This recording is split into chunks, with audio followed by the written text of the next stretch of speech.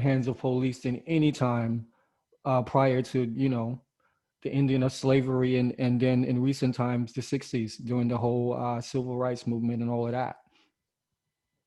And that all happened under Barack Obama's watch. At the same time, Obama dropped more bombs on the continent of Africa than all of the American presidents combined. You're black president. All the 90 something percent of black people who voted for Obama, just know what he did. He dropped more bombs on the continent of Africa than any other president combined, collectively. That was your boy Obama.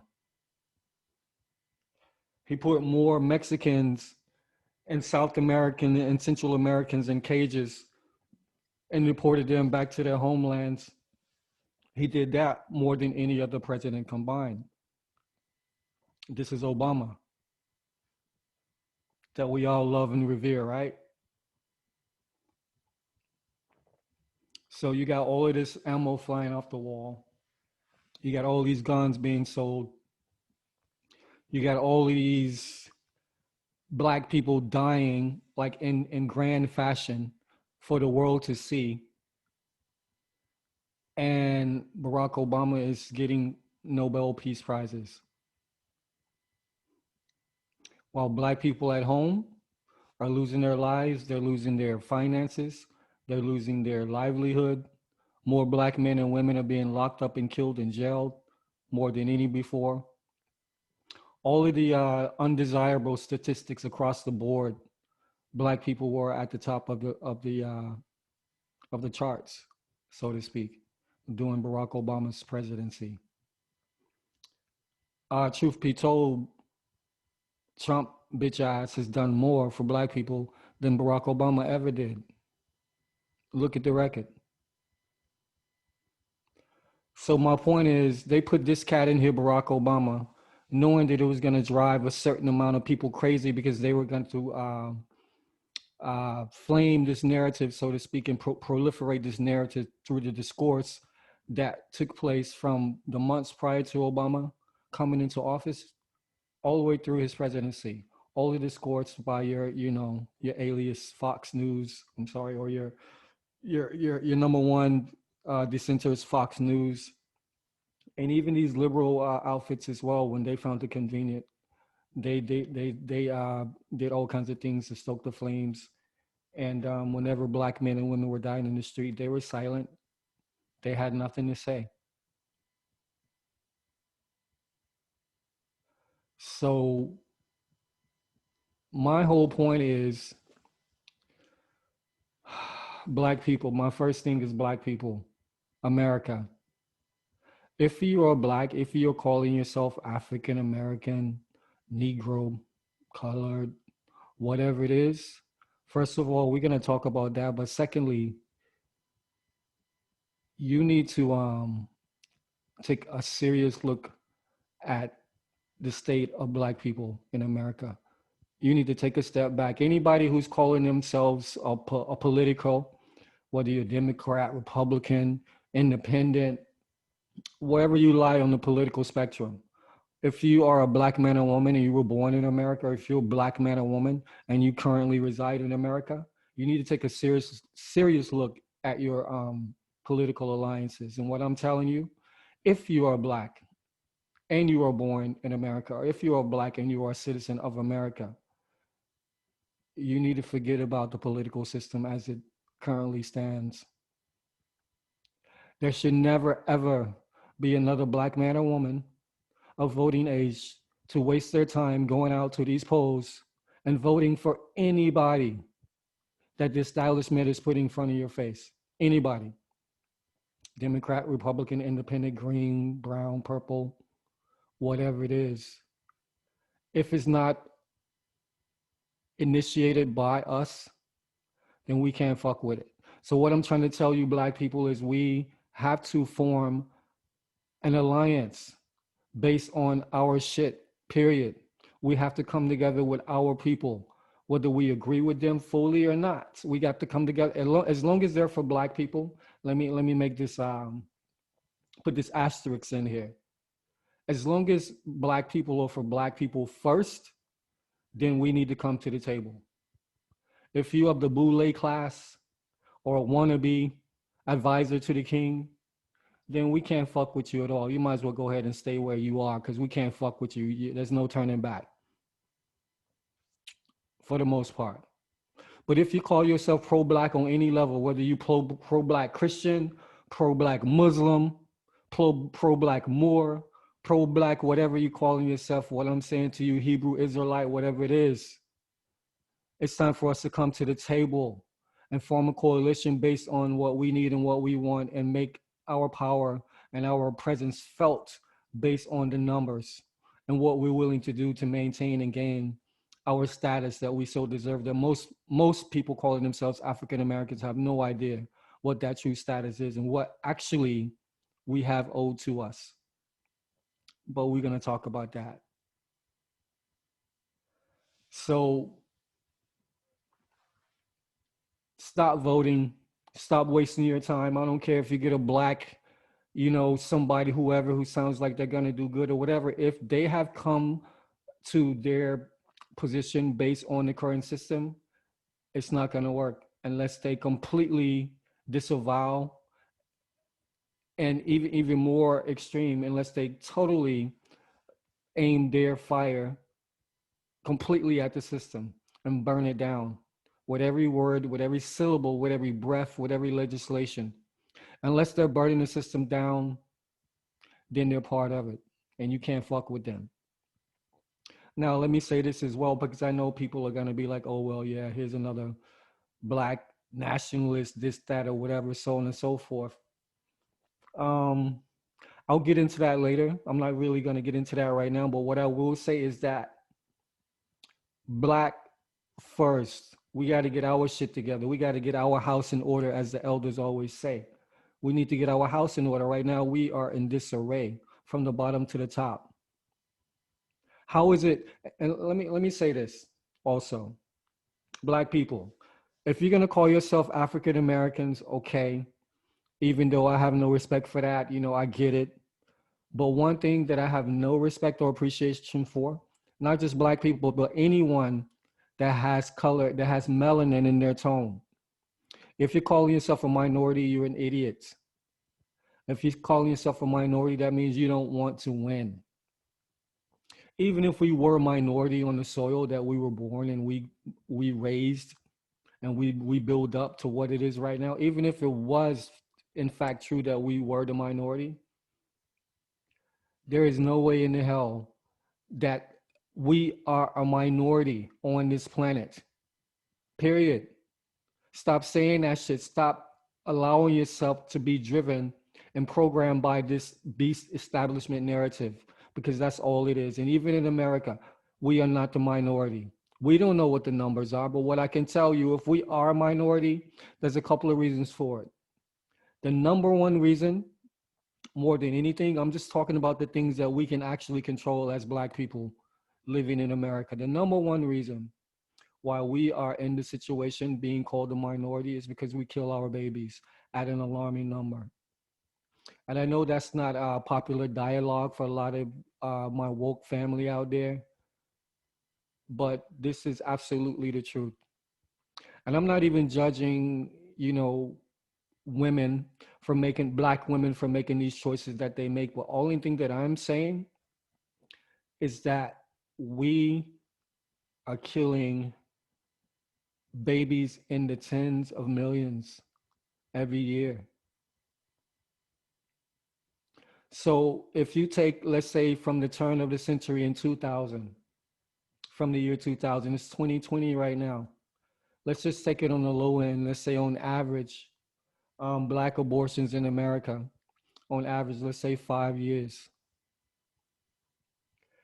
So in 20 years, if we just take that low line, and that's way lower than what the actual average is, if we take that average of 5 million babies per year over 20 years, 100 million black babies since the year 2020 have died. Let that sink in. 100, I'm saying minimum, and I'm lowballing that number. Minimum 100 million black babies who could have been doctors, lawyers, archaeologists, DJs, whatever it is. I mean, whatever, who had infinite capability and who definitely proportionally would have added to the strength of who we are as the original people of this planet, let alone America. Yep, I said it. So we things need to change. And again, I know that we don't control this environment per se. Like, we're in we're lab rats, and we trapped in these little cubby holes, in these little square boxes where you have these overseers that put in all of the key constant elements to make sure that the ultimate outcome are going to be mathematically adequate for what they're trying to do to black people. Meaning that they put in the drugs, they put in the poverty, they put in the, what do you call it, chemicals in the waters. They put in all of these different elements and shit to make sure that black families won't stay together. And on top of that, as soon as the black man leaves the house, they're gonna make sure that nigga goes to jail and he's not gonna be back for a while. They're gonna turn the black woman out. And that kid is basically gonna be left to repeat that cycle over and over again. That's what's going on. My point is, unless you've been forcefully entered, unless you've been forcefully made to engage in intercourse against your will, you know what I'm saying? Unless there are extreme circumstances, even medical circumstances that may, based on where you are, if you go in and the doctor say, hey, listen, you're gonna be dealing with this child or whatever, and there's no cure, and this is basically your roadmap of head. Maybe you're financially, maybe you're emotionally, you're not in a situation, or both, one or the other. You're not in a situation when you can yourself resolve that. Then I understand that.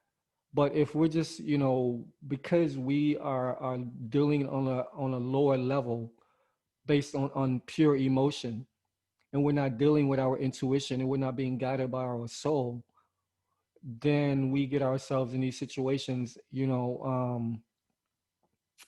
we got to cut that out. And I know that's tough talk, so to speak, but we can't be having these leisure abortions. We got to cut that out.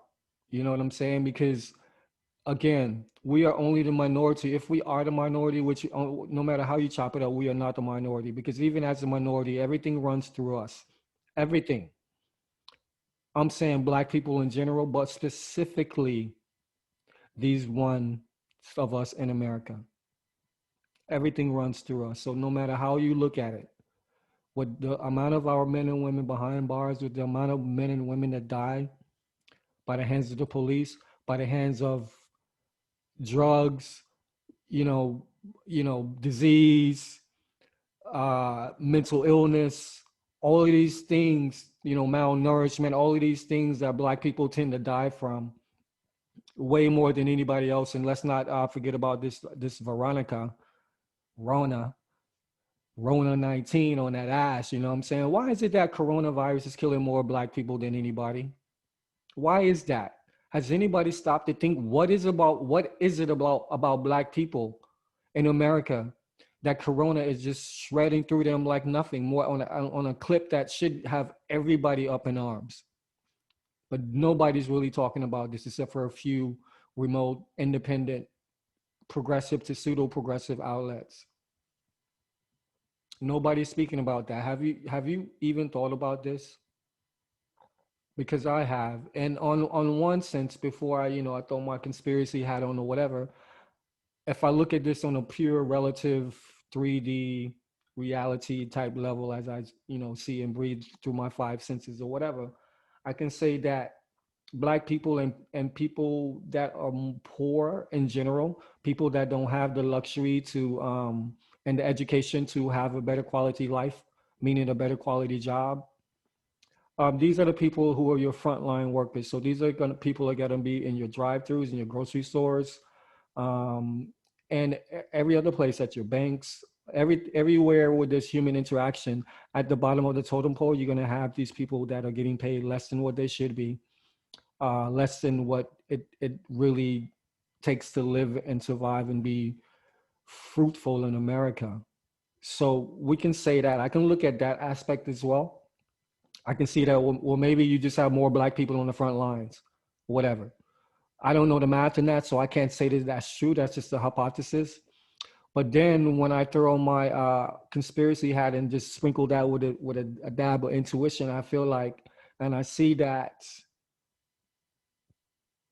this virus that we know is not some random act of a bunch of Chinese eating a bunch of bat soup and shit over in the markets in China. We already got the receipts on that. And again, I'm really not going to get into that right now because that's not really my interest. I'm just talking about it. Anybody who's actually interested in doing the research, you probably already have. If you happen to be a newcomer, a Padawan to this type of dialogue, then please, all you got to do is go look at this meeting.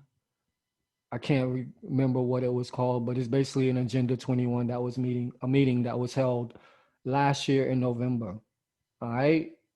At that meeting, it was sponsored by the Bill and Melinda Gates Foundation, for one. This is on YouTube, unless they've taken it down. It was sponsored by the Bill and Melinda Foundation.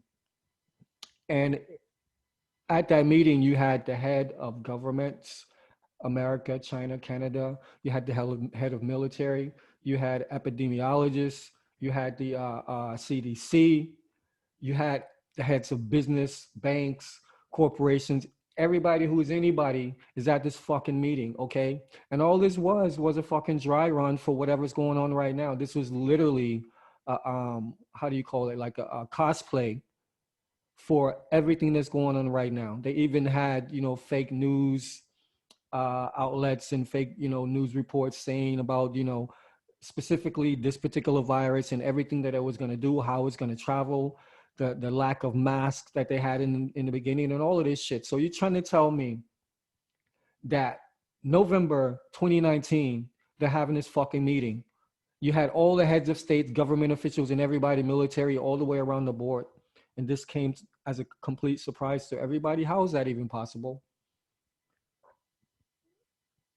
So I'm just going to say that one piece of evidence is out there. You can follow the breadcrumbs from there. But all you need to do is look at this meeting that was held in November, 2 months before the first coronavirus thingy, whatever was discovered or reported, at least. 2 months before that, they have this meeting, essentially predicting verbatim everything that's going down right now. Enough said. So, again, knowing that these guys had foresight into that situation, and also at the same time knowing that apparently the same Bill and Melinda Gates Foundation also was issued a patent for coronavirus back in 2017, I think it was, the Bill and Melinda Gates Foundation. And at the same time, you have Dr. Fauci, fucking 300 million Americans, and you only got one guy that you hear from about this whole shit ever. And turns out that this guy had interest in the vaccine for COVID-19 that he was investing into a lab over in Wuhan, motherfucking China, son. Come on. Wuhan. Why is this motherfucker Fauci, who's, basically the center point or like the mouthpiece for all this hysteria, why is he investing in the fucking vaccine way before this shit even came about? Eh? Exactly. That's what I thought. So anyway, I got distracted. I just wanted to put that out there to let black people know that this shit is no accident, that we getting hit way more than anybody, because this is hitting the melanated ones, the children of the sun, as always. This is just another Tuskegee experiment, but they figured out how to bring it above board and make it overt right in your face, just like they're doing in all these inner cities with the fluoride and worse in the waters, poison in everything, liquor store on every corner, no fresh markets, you know what I'm saying? Only grocery stores or chain stores where they got genetically modified everything. So this is the environment that we live in, and they wonder how we move like we do, even though we still rise up. All right. So what I'm saying to black people, the original ones, children of the sun, you got to stop this. You got to cut this out. And again, like I said, I don't care who you pray to if you don't pray at all. This is about coming together as a people. If you believe and love black people, you come together as black people and we form a unit and we resolve our issues in the room behind closed doors. But when we step together as a unit, we know what we want. We will not take anything less than what we need and what we deserve. And that's something that we need to talk about as well. And I'm not saying, fuck white people or fuck whoever else or whatever. But what I'm saying, like white people, I respect and I appreciate everything that I've seen from white people over, this whole thing or whatever. And even that was part of my prediction as well. You know what I'm saying? But right now, until black people come together and then we can bring in like these true freedom fighters, you know what I'm saying, that are of a different hue or whatever, that may be white or whatever and shit, that stand up for black people and stand up for what's right. We will bring you in, you know what I'm saying, and we will tell you what part you need to play. You know what I'm saying? And we will, whatever intel, whatever energy you can offer us as pure, whatever, we will take that, we will do with it. But you are auxiliary. All right? You're on the side. And that's no disrespect at all. But if we are to ever do anything as black people, we got to get our house together, period. And that's what it is. So again, going back to blacks in politics, the black political, get rid of this shit. Get rid of these alliances. Get rid of these allegiances. Because the truth be told, all of this shit is ultimately meant to suck you in and keep you at bay and make sure that black people keep dying, that niggas keep filling these prisons, these private prisons, making drawers and computer chips, you know what I'm saying, and probably like bottling champagne and everything up in this motherfucker, all right? So this is what's going on.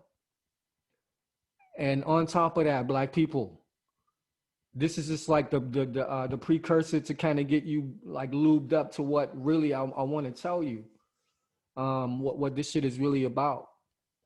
And Deshaun Jackson, you know what I'm saying, he kind of spilled the beans on that and he caught all kinds of heat for it, but we're gonna redeem him because he was right. And Nick Cannon, even though he backstepped and started motherfucking moonwalking and shit, that nigga was right too. And it's a shame that he really felt that, again, his people couldn't hold him down enough to the point where he could actually stand on his motherfucking square and stay true to what the fuck he said, because nothing he said was off point or off beat. Look at the history. All right. But one more thing I'm gonna show you guys, and this is why I'm kind of tying in. So this was let me see, this is November 18, 2012. All right. So we got that. Let me see if I can just, okay, yep. And now this is,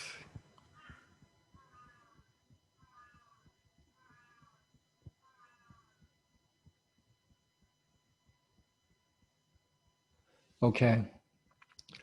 So this is another post. I updated this post at least like 4 to 5 times. I can only find two of them. In the original post, they just completely took down altogether. So you can only imagine. All right. So basically, I'm updating um,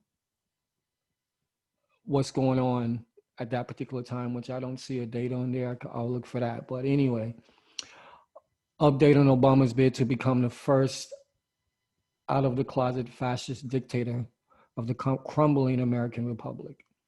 So if that other one I showed you was 2012, this was sometime after that. Okay, so it's 4 years since the original post. So again, that was been like back in 2009.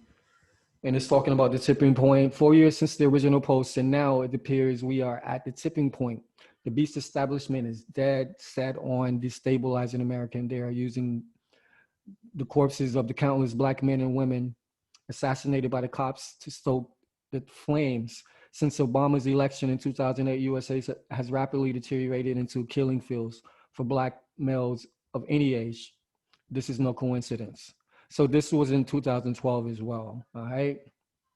And what I'm about to show you now, the next thing is the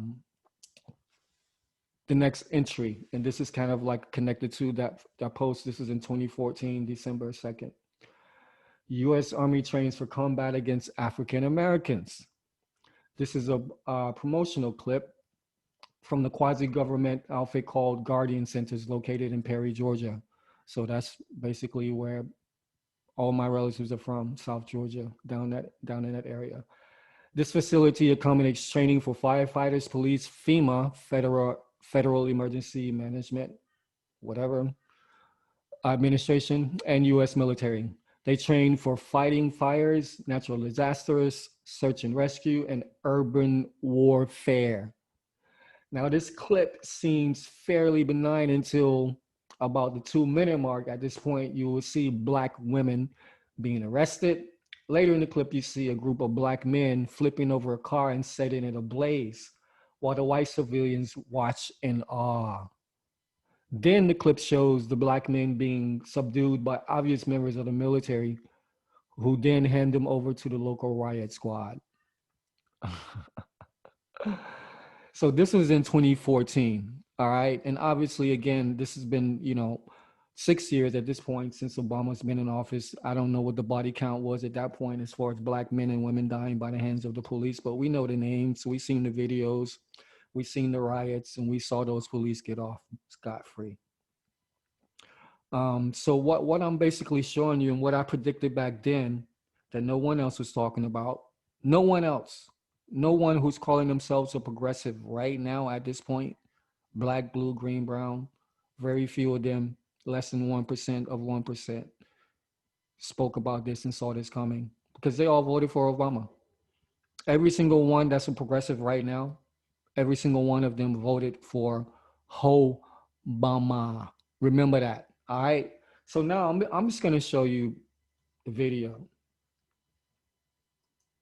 of this scenario just so you can get a better idea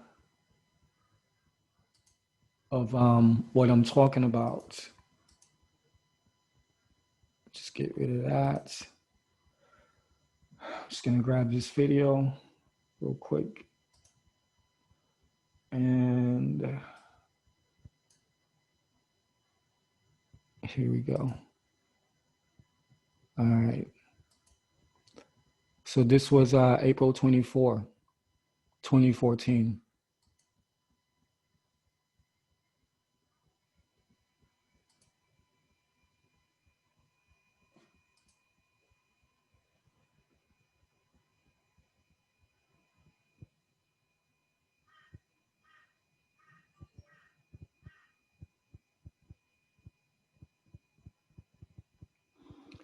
As you can see, you got the whole FEMA crew, all the fucking urban warfare, the dogs,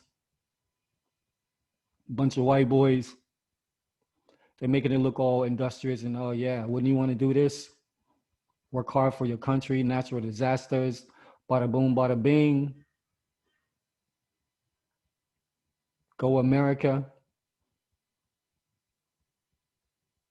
You know what I'm saying? Motherfuckers rescuing motherfuckers out of Katrinas and all kinds of shit, and then boom. Nothing but them niggas. Now they're gonna set it on fire, right?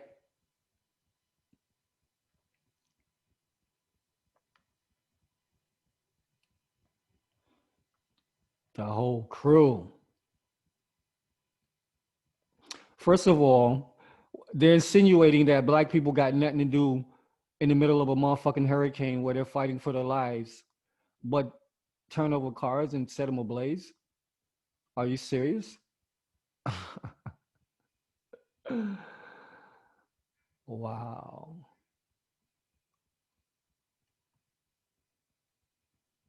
Yeah, that's real cute. Good job, guy.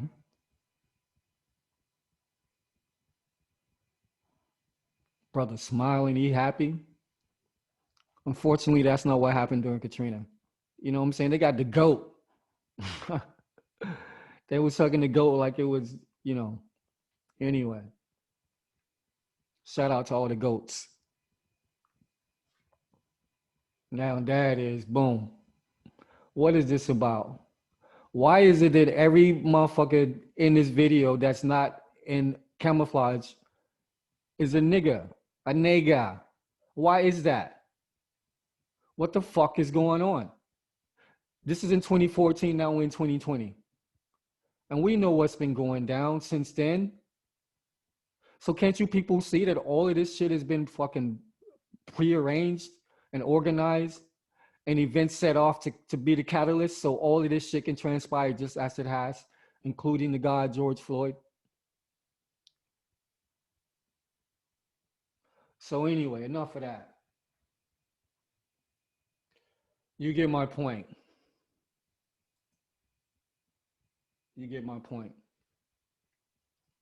So they've been planning for this. They've been planning for us, black people. What is it about us? What is it?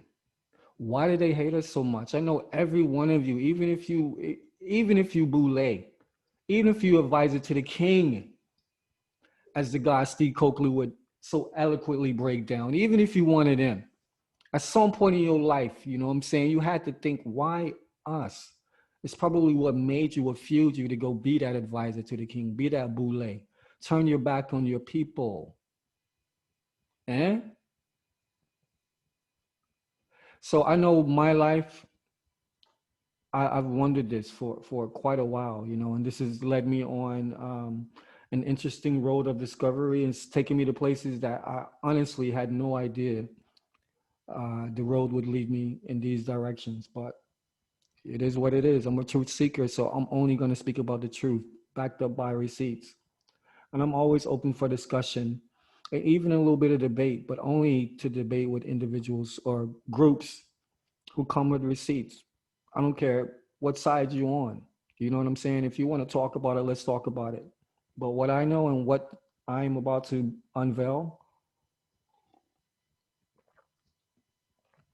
this is why they don't want us around. This is why they, at every turn, from the beginning to the end, they've been on our asses. This is why I'm about to tell you.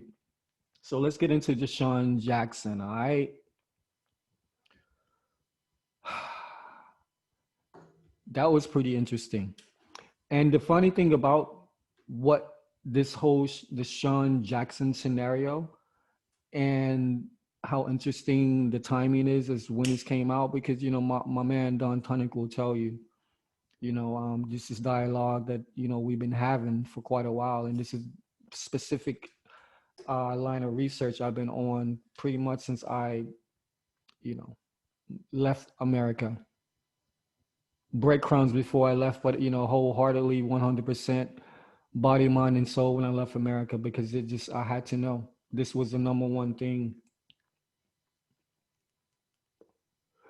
And so what the guy was saying again, and what Nick Cannon followed up with, it pissed a lot of people off, and immediately I knew, because you know, literally during real time, you know, I'm like literally each moment, whatever time of the day, you know, 24 hours that I'm awake and I'm not doing anything, I'm in this research. It's that deep. So I can understand why these people got so upset, and particularly the establishment in America, and you know, of course, the Jews and all their defenders. And look how many advisors to the king. Look how many boule motherfuckers come out of woodworks to admonish Desean Jackson. You know, the who's who all the way across the board. You name them. Stephen A. Smith, even Bomani Jones, which I'm like shocked. You know, I'm very shocked, but not too. You know, I'm not like, you know, it was unexpected, but I'm shocked that Bomani didn't at least make it a bit more balanced. But he was hook, line, and sinker, and he's an educated brother, and both his parents are educated. I'm pretty sure that his mother is an educator. So, um, whatever. So you had all of these people coming out of the woodwork, every black face on television, besides Steven Jackson, and I'm wondering, I'm feeling kind of bad for the God, you know what I'm saying? Because he stood up and he did what was right and shit. And I haven't seen, him and the boy Matt Barnes, which I fuck with them hard. You know what I'm saying? They got a show on Showtime. And they keep it real and shit, you know what I'm saying? They speak truth, they spit facts. And cats come over there, they feel comfortable, you know what I'm saying? And they, anyway, Steven Jackson spoke up, but Steven Jackson didn't really know the math and shit. So when he spoke up, he left himself exposed, and they obviously, as they do, they took advantage of that exposure. But I respect that because he really didn't back down and shit. But let's go back on the timeline. So 4th of July, uh Farrakhan, he gave his speech. And he went in like he normally does. And honestly, I heard a bit of the speech and shit, like a decent part of it. I didn't listen to the whole thing, but I heard enough to know why people will be so up in arms or whatever. So you got that, and then so basically, Desean Jackson was essentially just referring to what the God said, Farrakhan. You know what I'm saying? And he said that Hitler was right, and this is what got him in trouble. But I'm very happy because I've been wondering this for such a long time and shit. I haven't, the jury has never been in for me personally with Hitler. You know what I'm saying? Like, now again, like whatever, murder is murder, mass murder is mass fucking murder. And again, every world leader of every fucking nation in modern times have had their hand in the cookie jar of mass fucking murder and genocide. So I don't want to hear shit from nobody. All right? If you're gonna fucking sit here and talk shit about this man, Adolf Hitler, that's cool. I'm absolutely 100% fine with that. But please don't leave out all your American presidents. Every single one of them. Every single one of them. Don't leave out all your European leaders. Every single one of them. Don't leave them out because they all had their hand in genocide. Eastern and Western Europe. All right. All your African leaders, dictators, whatever you want to call them, don't leave them out either. All your Middle Eastern, all your Arab kings and fucking sultans and all that shit like that, don't leave them out either. All right. What's the body count?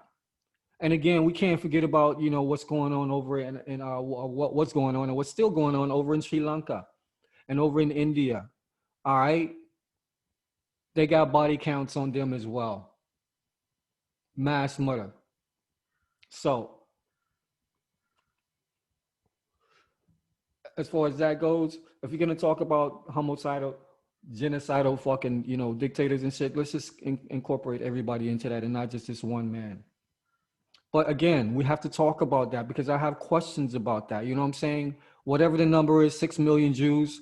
Okay, if you guys say 6 million, I'm gonna say motherfucking 6 million. I'm gonna leave that to you because I wasn't there. I don't know the numbers, but what I do know for sure is that y'all motherfuckers ain't told the truth about this dude Hitler. You have not told the truth about him.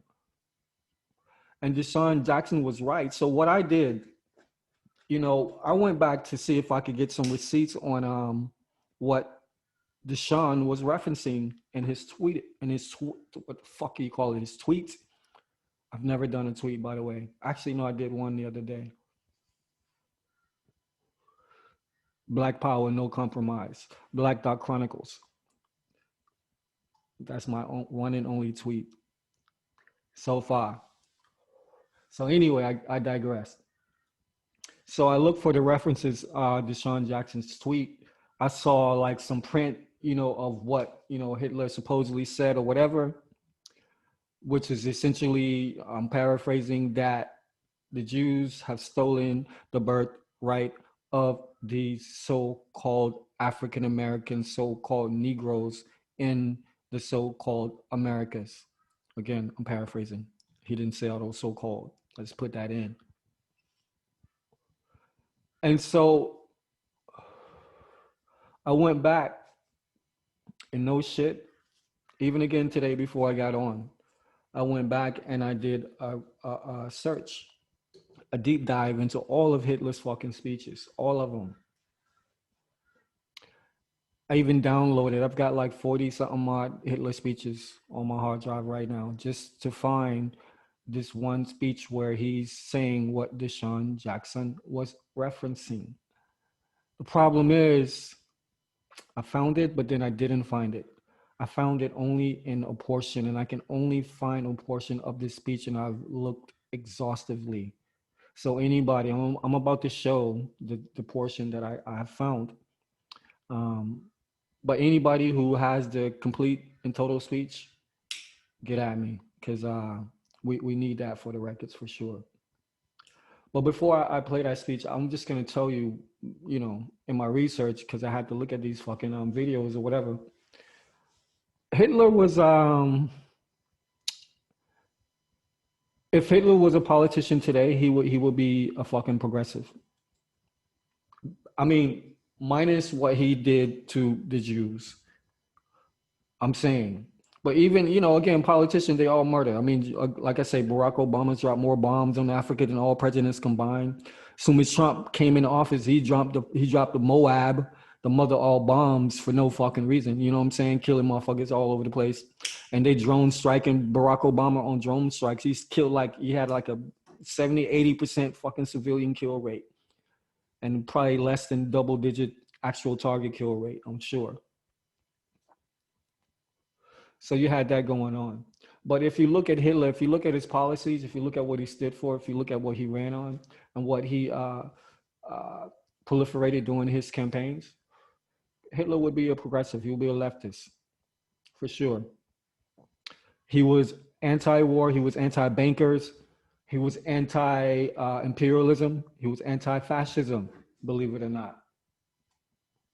He was upset with these Jews for a couple of reasons, because according to Hitler, they ruined fucking Germany, which at that time was the Weimar Republic. And if you look at the Weimar Republic, everybody always make this comparison. Even I did this back in the day in my research. I put it up on the page in the group Black Dot Chronicles.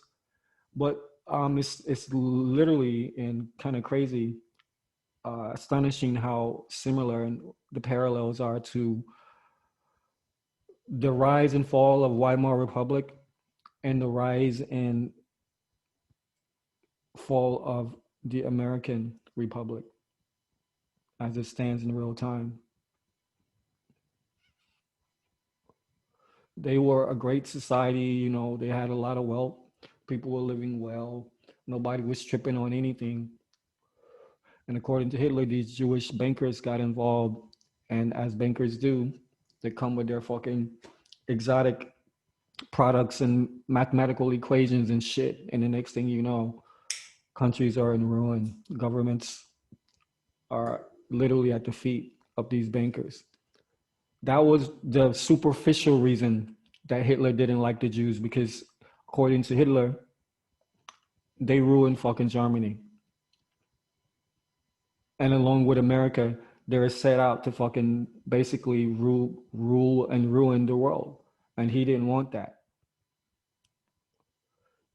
I got it right on my hard drive right now. There's a speech that he did about what was going on in Palestine back in the 1930s, where he was saying, he was the first world leader that was saying, yo, that shit is not right what they did to these Palestinians over there. They're occupying these people. He did a speech on that. You can pull it up. You never heard that, have you? Exactly. But even more, what you never heard is what I'm about to show you. All right. So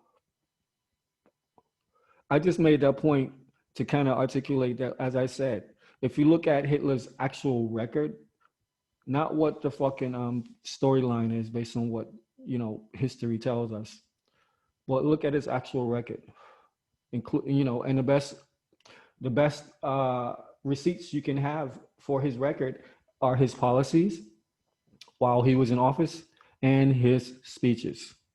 All right. Policies and speeches, and obviously his actions, what he did. So, what I'm about to show you now is just a fraction of a speech that Hitler gave.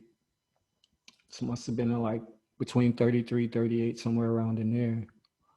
But it's only really a minute and 30 where he's speaking about these African Americans. So what I did, I took this speech once I actually saw the actual speech and I could confirm that. I went back, which I don't have on this computer. This is a new computer, but I will find it and I'll put it up.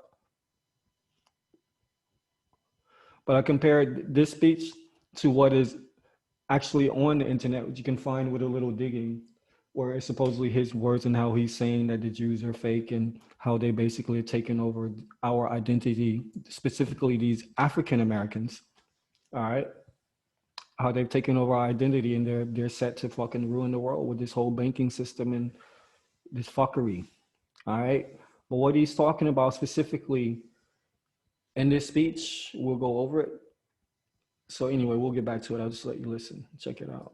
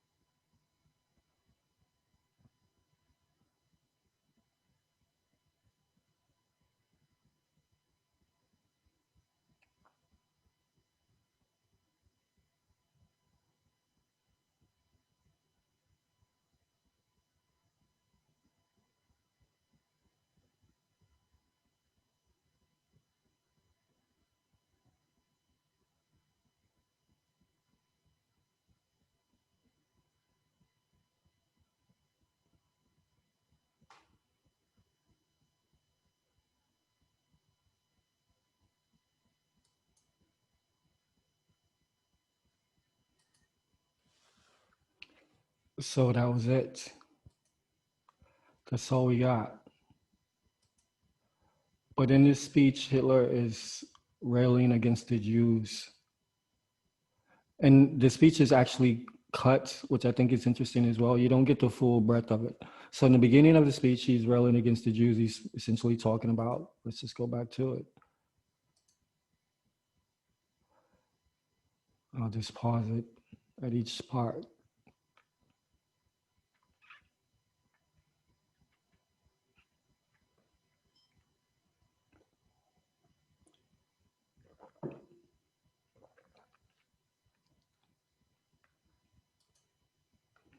The struggle between the people and the hatred amongst them.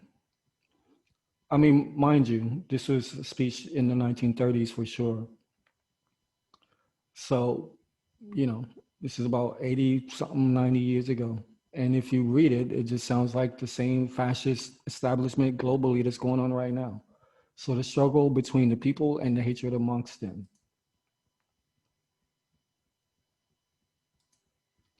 is being nurtured by very specific interested parties.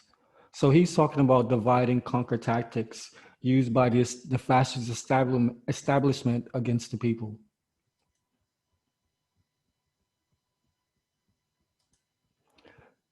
It is a small, rootless international clique that is turning the people against each other. Now, in modern times, who do we speak about that fits that same bio? Who do we talk about? The globalists, the cabal, the Rothschild, the Rockefellers, the Council of 13, all of these secret societies and all this shit like that. And, you know, again, for all intent and purpose, we speak about the Jews when it comes to the control of banking, money, and the control of media. communication, essentially. All right.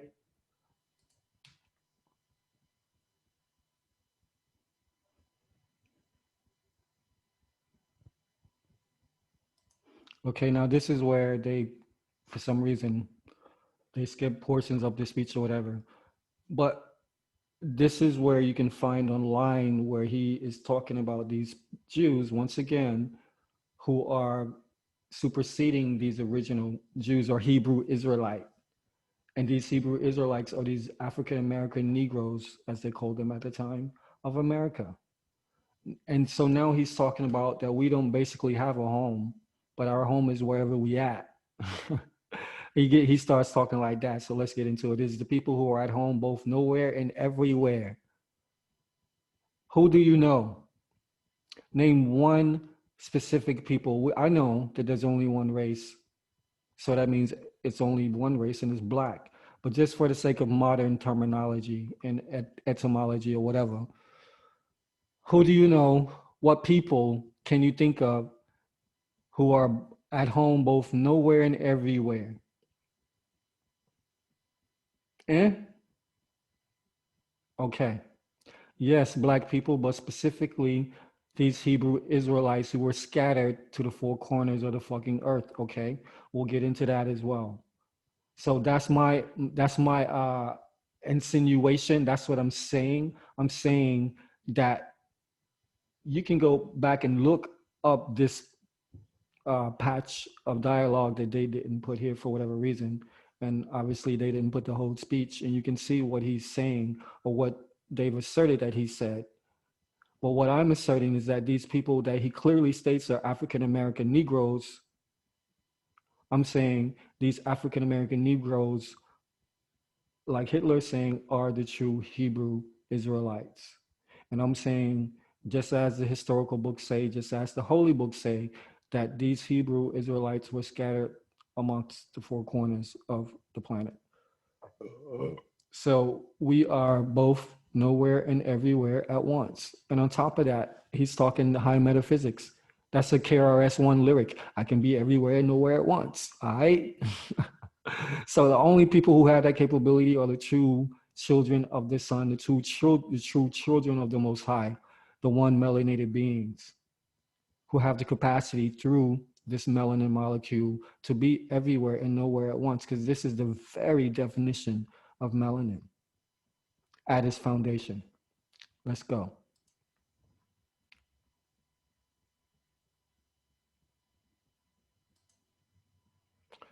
Who don't have anywhere a soil on which they have grown up. All right. Since these fuckers came out of Europe in the 1400s, we have been displaced on this planet. Black people, but Africans have been cool. Africans are where they at. We talking about these motherfucking Hebrews, these 12 tribes, and specifically the Hebrew Israelite tribe, all right? We don't got no fucking soil because we don't know who the fuck we are. So wherever we grew up, that's where we at. So you got niggas over in London, in France, in goddamn Siberia, Algiers, fucking Cuba, blacker than me, India. You know what I'm saying? But they don't know that we all connected. They from where they at and shit. I've seen this with my own eyes. I've experienced this in America and fucking abroad.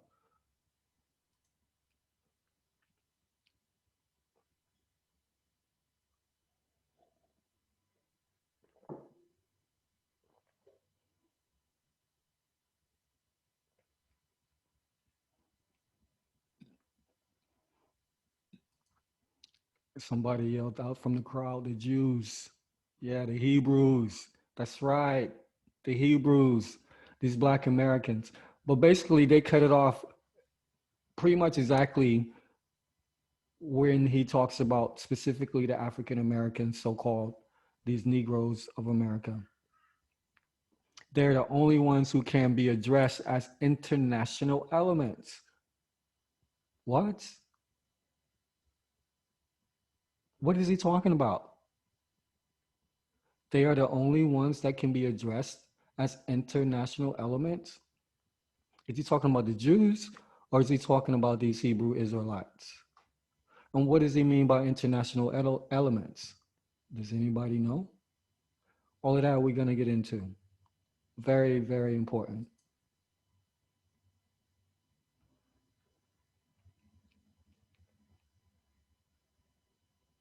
Because they conduct their business everywhere. But the people cannot follow them. The people is bounded to its soil, bounded to its fatherland. So what he's saying, you got these people who have international status that are everywhere and no fucking where at once. They can go anywhere they want to go, but nobody can follow them. Who the fuck is this? Who do you know? The Jews can't go. The Jews that we know right now, their fucking fatherland is Israel. That's it. They don't got free reign. They can't go anywhere they want to go. So what the hell is he talking about? And how does that relate to us right here, right now? We're going to get into it. A lot of questions, the answers will follow.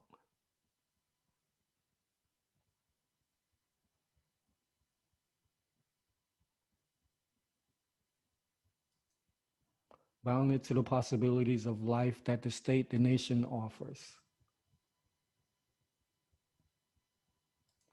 So that's it.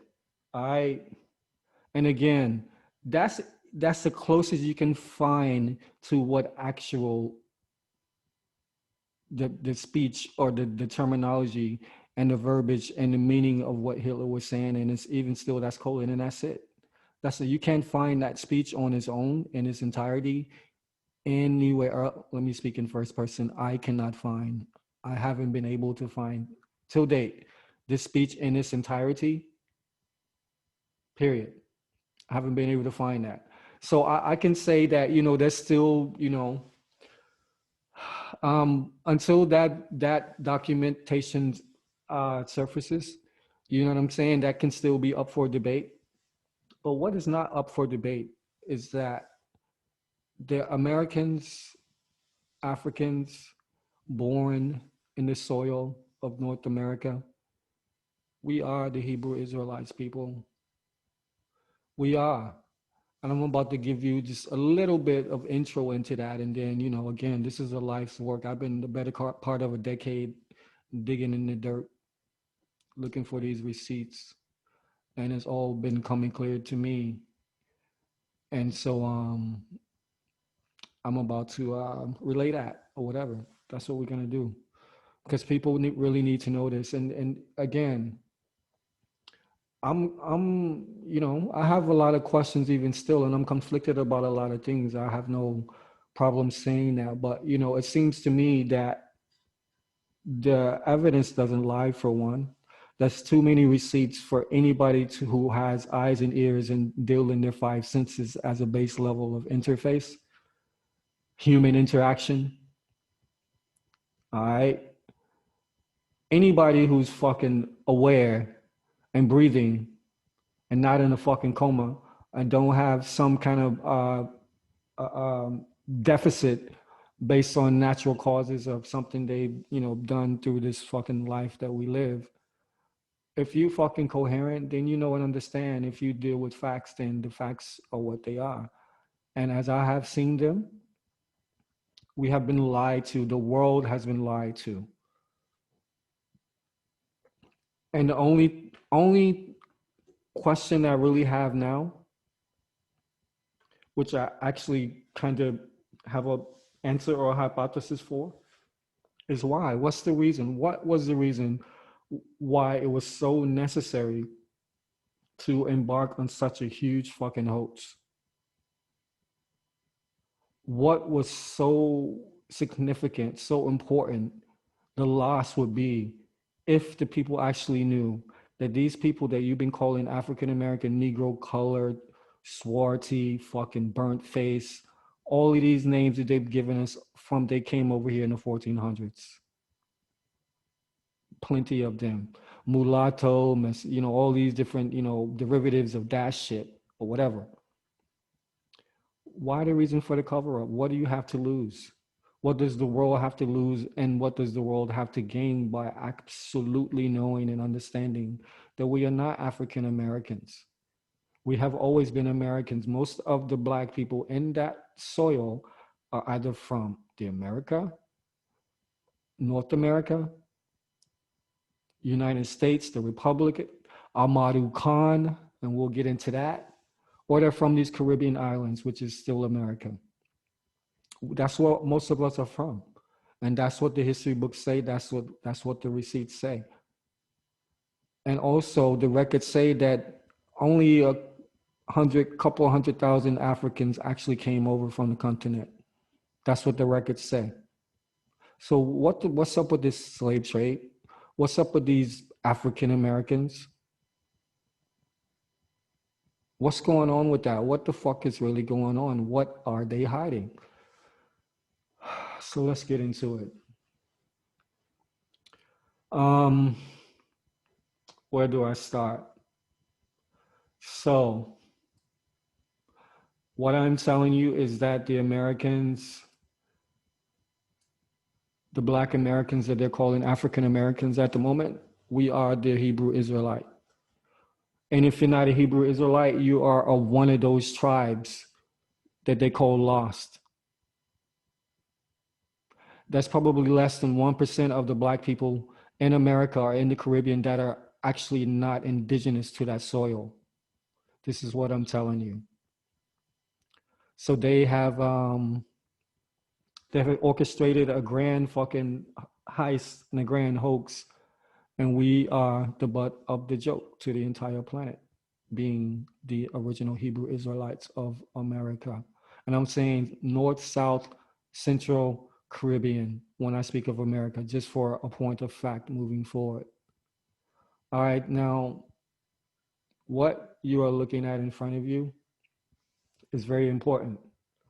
If you don't know about this document along with the two others that follow, then there's no way you can even have this conversation, because this is the framework for our demise from then to now. And what's also interesting, and I'm surprised that nobody picked up on this, but what is also interesting is that this date here,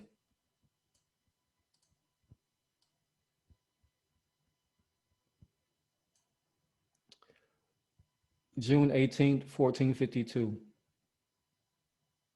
that date is quite significant and ironic to what is going on right now. All right? Because I'm telling you right now, growing up in the South all my life, as a fucking child, high school, college, left shortly after that. But like the first 21, 22 years of my life, I grew up in the South. And I'm telling you, I've never heard of fucking, maybe just like some random shit, maybe. But I can't really ever remember knowing anything about a Juneteenth as a holiday for fucking Black people based on the Emancipation Proclamation. I just did not know that. I wasn't aware. Maybe other people did who were, history buffs and shit of America or whatever, but I didn't know. And nobody that I fucking knew. And damn sure we didn't ever know about it in school. So I think that's motherfucking very interesting that all of a sudden now, in the midst of all of this Black Lives Matter, all of a sudden everybody gives a shit about Black people in America, that they're gonna hit us over the head with this Juneteenth shit. Then I looked at the date. I'm like, oh, okay, I see where they're going with it. This is like really like a smack in the face. Again, we the butt of the jokes. Because Juneteenth is June 19th, right? That's the date of whatever. I don't know if it's the date of the slaves, so-called slaves were actually freed, or that's the date of he gave the Emancipation Proclamation. Anyway, that's the connection. But what that connects to, in my eyes, is this shit here. So what is going on? Back in 1452, June 18th, you had this series of edicts, these decrees, these marching orders, these contracts, these rules of engagement that the Vatican put forth over the course of 40, 50 years, whatever.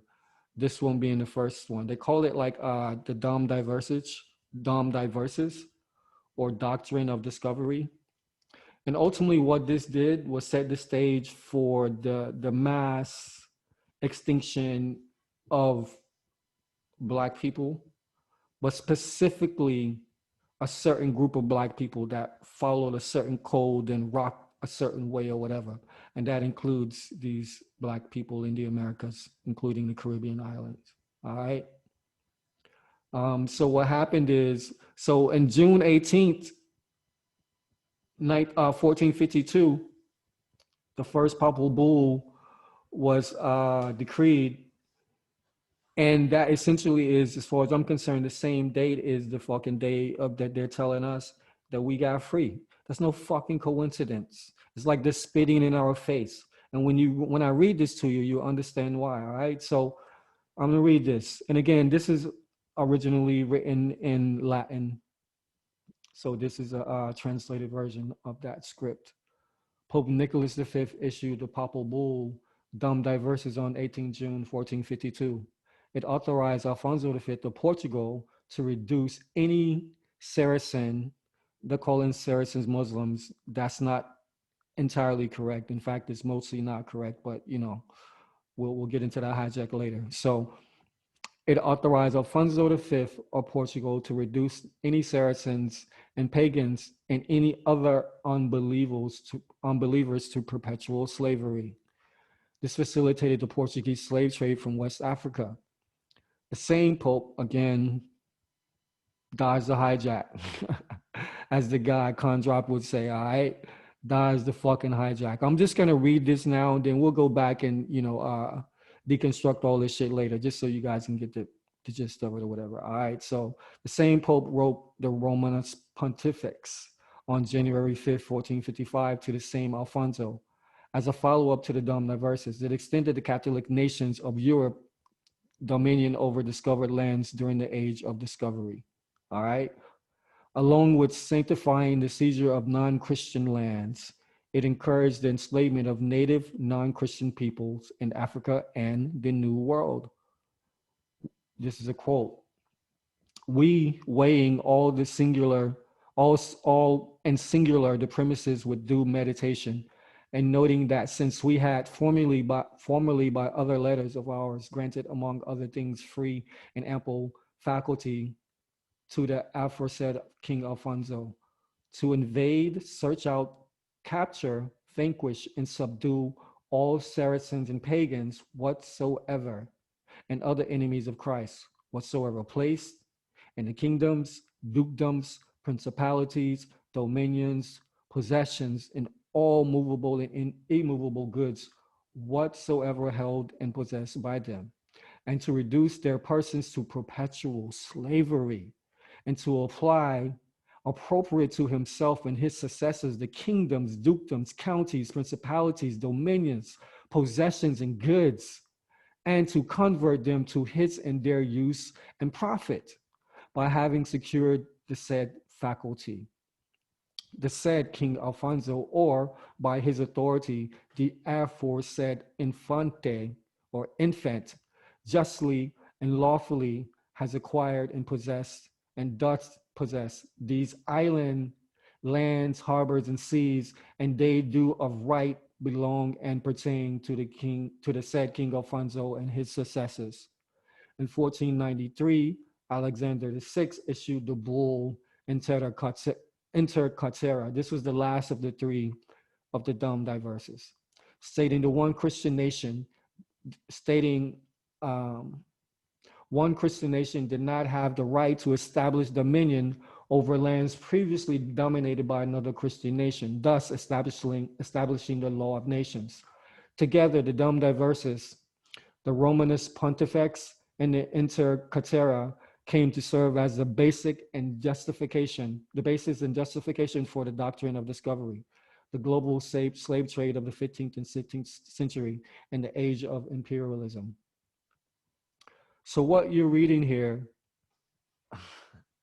again, this is the playbook. This is what they got together and they decided over at the Vatican that, yo, this is what it is. This is what we're going to do. We're going to go out and find these motherfucking Saracens and so-called Muslims and pagans, whatever they are, and we're going to motherfucking take everything. And they talk about their chiefdoms, their kingdoms, their dukedoms, their fucking hooddoms, everything. Their women, the babies, the kids, the lands, the titles, the harbors, the seas, the islands, whatever they possess, put a fucking perpetual boot on their motherfucking neck. Perpetual.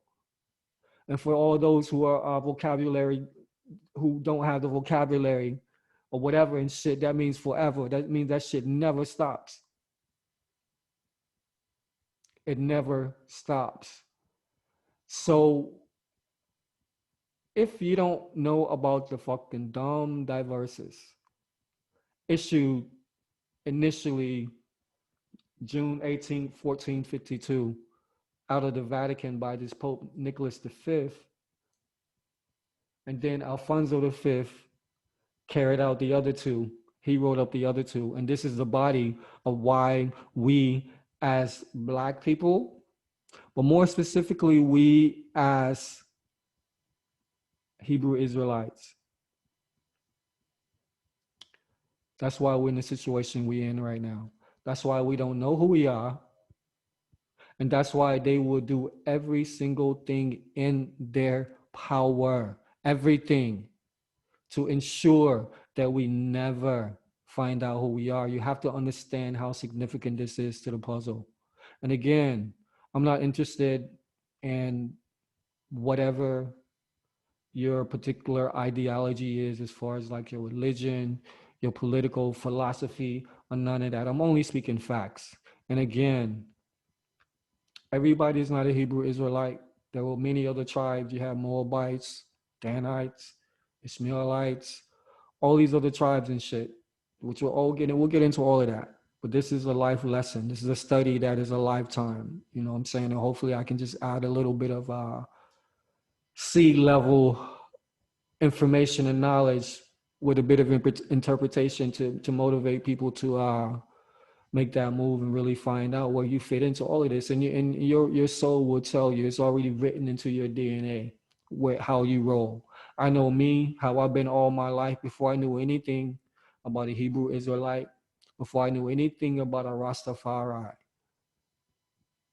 I was all of that based on me, how I move, my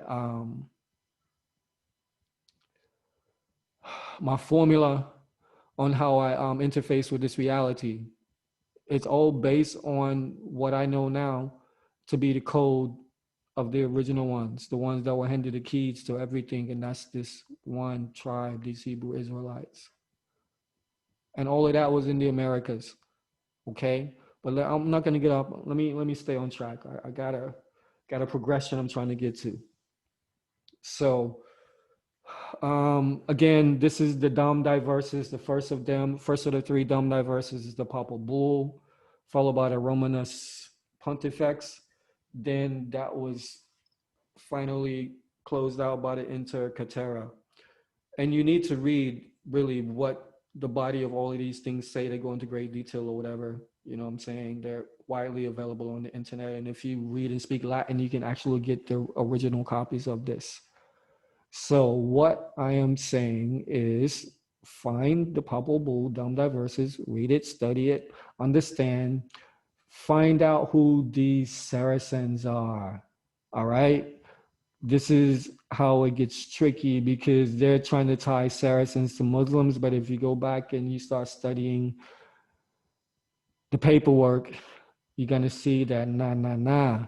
These Saracens were a very specific group of people initially. As it, time progressed, they tried to convolute and kind of amalgamate a bunch of people into this particular title, which they like to do over the ages. And there's obviously plenty of proof of that.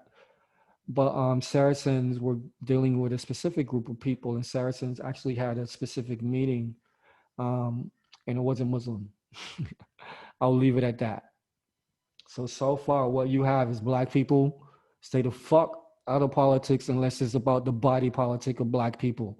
And we'll come together as a body. If you believe in Black America, If you want to see Black America cherished along with the rest of America, then we need to get Black America right first.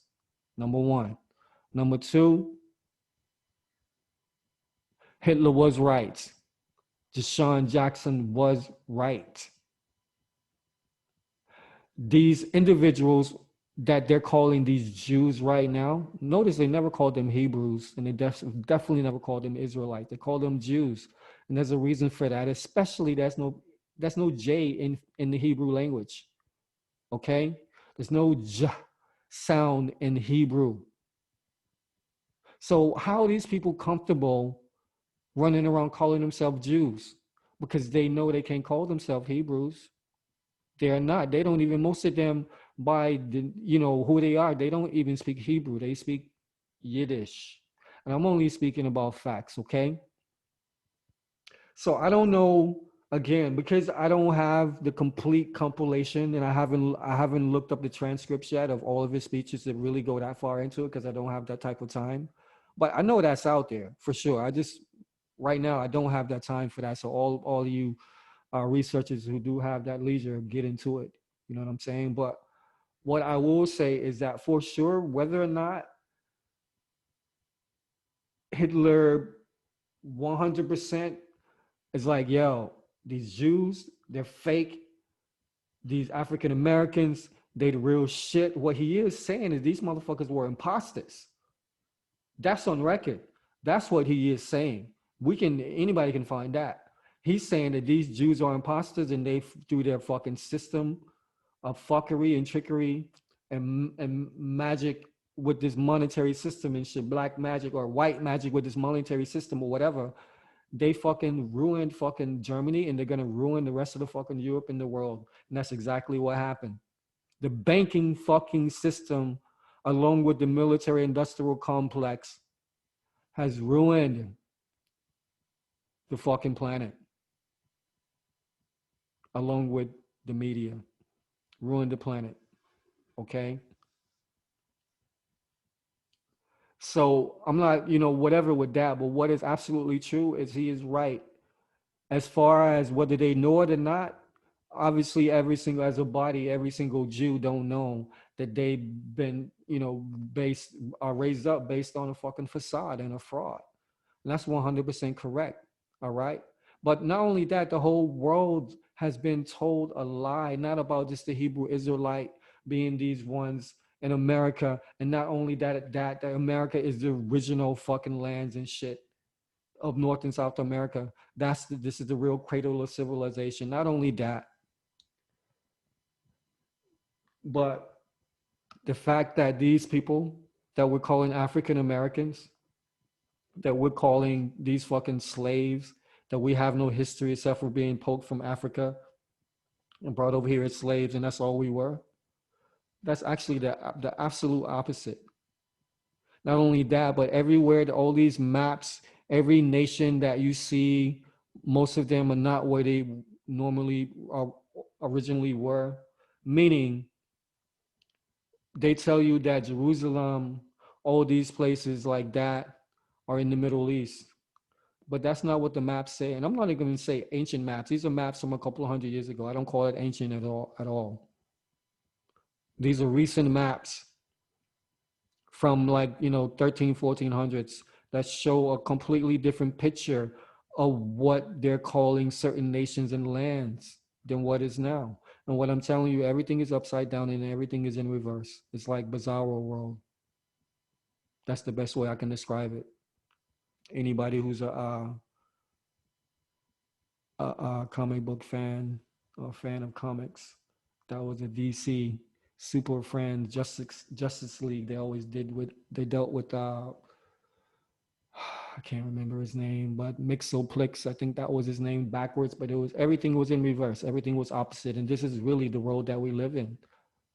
Everything that they tell us is the opposite of what it is. Everything that they show us is generally the opposite of what it is. They give you the truth in abstract only. They rarely come out and tell you John Kennedy was assassinated by blah, blah, blah, blah, blah.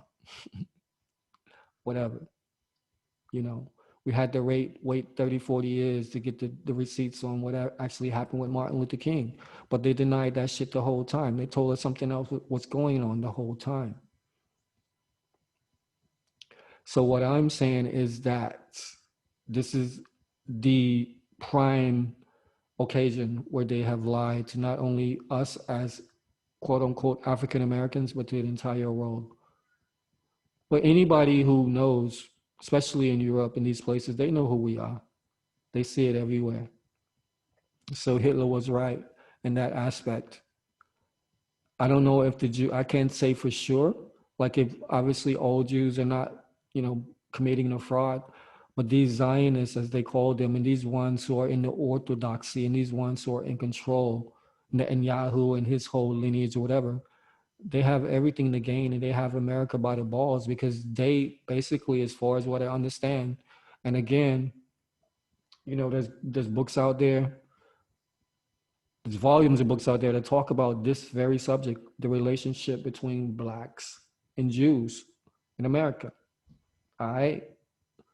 But there is, it seems to be a secret agreement between these Ashkenazis and these um, these caretakers in America who ultimately took over the whole game from both sides. They basically they promised them to set them up over in this land they're calling Israel.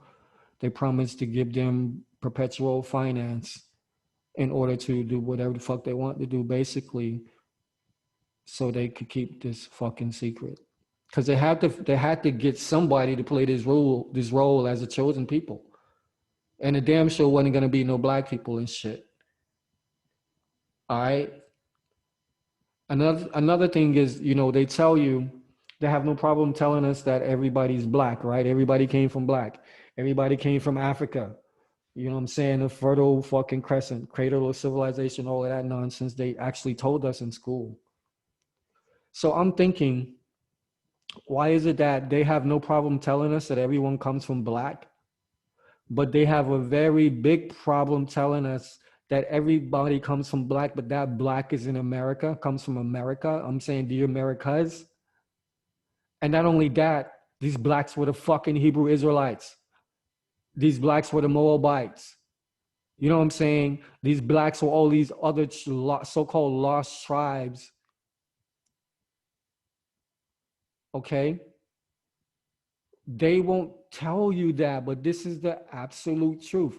The artifacts, the geology, the anthropology, whatever science you want to try to throw in my face and say that, oh, well, this is, whatever, I'm going to tell you, no, I got the receipts. The oldest rocks found here, the oldest landmass found right in the Americas on the entire planet, the oldest mountain ranges right in the Americas. America has more pyramids between North and South America than everywhere on the planet combined. Why don't they ever talk about that? Why are they not speaking about all of these so-called lost civilizations that they're uncovering every fucking day? Not only in America, but all through South and Central fucking America, all the way down and through that. Why are they not talking about that? Why is it whenever someone like myself and other individuals that I know personally that have been on a long quest to uncover the truth and unravel this would-be mystery about who we are, why is it every time we start doing this research, all of a sudden things begin to disappear in real time? This is what I'm trying to tell you. This is how heavy this is.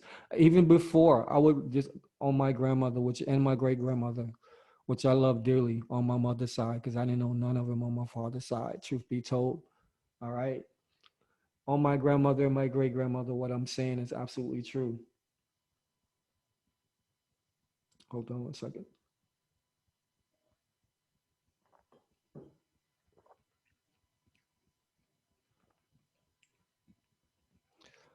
On my grandmother, on my great grandmother. We are, we're so much more than what we have been told and what we know to be true, what we've been told to be true. All right. We are so much more. And what I'm saying, I will show you everything that I'm saying to you is true, 100%. 100%, but we are the original ones in America. The oldest bones, the oldest stones, all the artifacts from every different language, every different culture originated in the Americas, for sure. And our people, they've gone by many names: Atlantean, Lumerian, Olmec, Toltec, Maya, Inca, Yamasee, Cherokee, Seminole, and so many more. Ultimately, that changed the black, Negro, colored, burnt face, Swarthy, African American, mulatto. All of these terms they used to hide who we really were on record. This is what I'm trying to tell you. And it started with the Papal Bull. It started with these three edicts, which were, again, the framework, the playbook that led to the decimation of specifically these Hebrew Israelites. Now, what was it about these Hebrew Israelites? What was it about us that made these motherfuckers want to come out of Europe and wreak holy hell on us from then to now? What the fuck did we do? What a story. All right, so we got that. Um, Now I'm just gonna show you some receipts. Let me see. Let's go. Okay, let me get this right.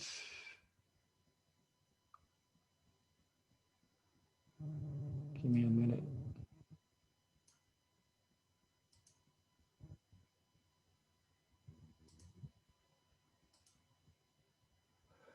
Um, what view do I want? Tiles.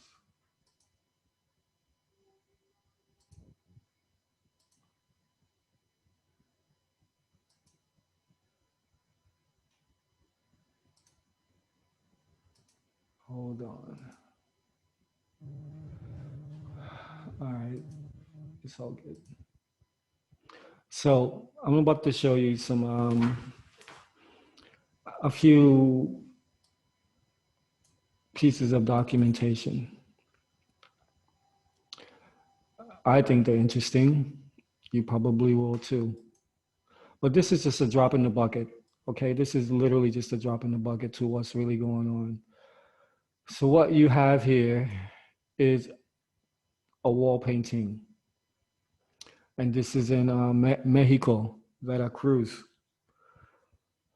So example of Totonaca painting, Veracruz, Mexico. Totonaca civilization, 250 BC to 900 AD. Okay, so 250 BC to 900 AD. A long time, yeah? Before Christ, after Christ, as they say. And what do we have here? You got brothers. You got negras, negos, nagas, my niggas is what you have on the walls in Veracruz. How is that? We came over on motherfucking slave ships, yeah? That's what they told us? Yeah. All right.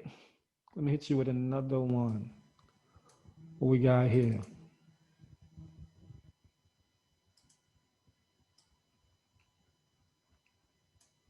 Again. Oh, wait. No. Same one. Hold on.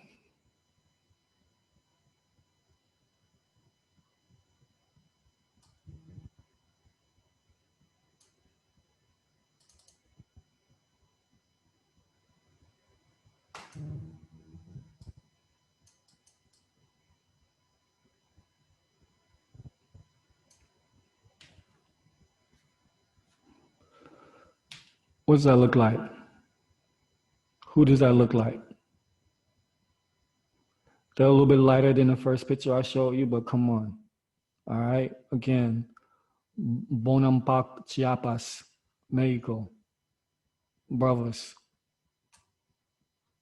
Yeah.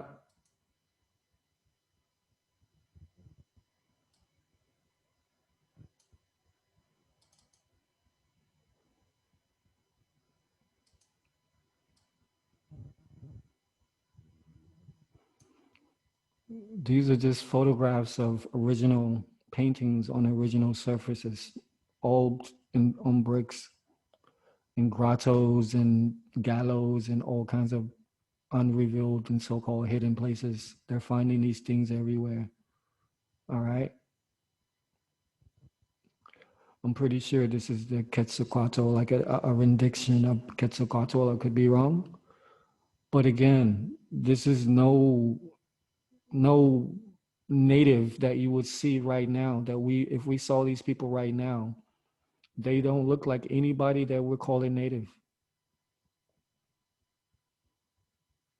I mean, you might find, like in these islands, Nicaragua, whatever, places like that down through Brazil and just random places, but specifically Brazil, you see a lot of dark people, black people, you see black people in Cuba, Dominican, everywhere, whatever.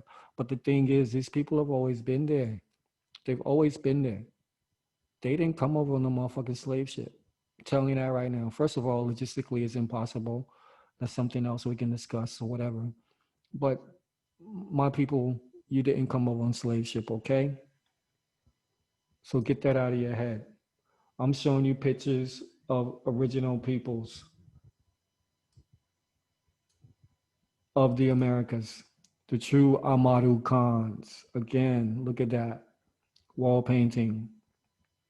Brothers breaking bread, doing what they do, doing what we do. But that reminds me, hold on, see if I can find this one. Oh, this one's interesting. I like this one as well.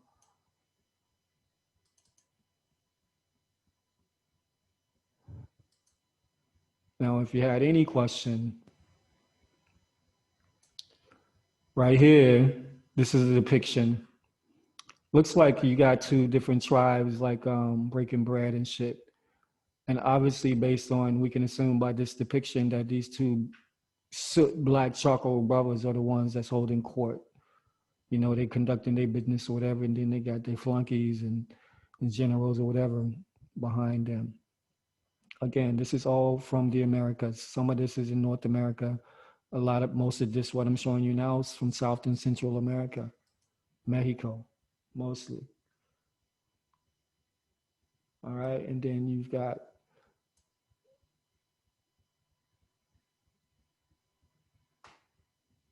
hold on,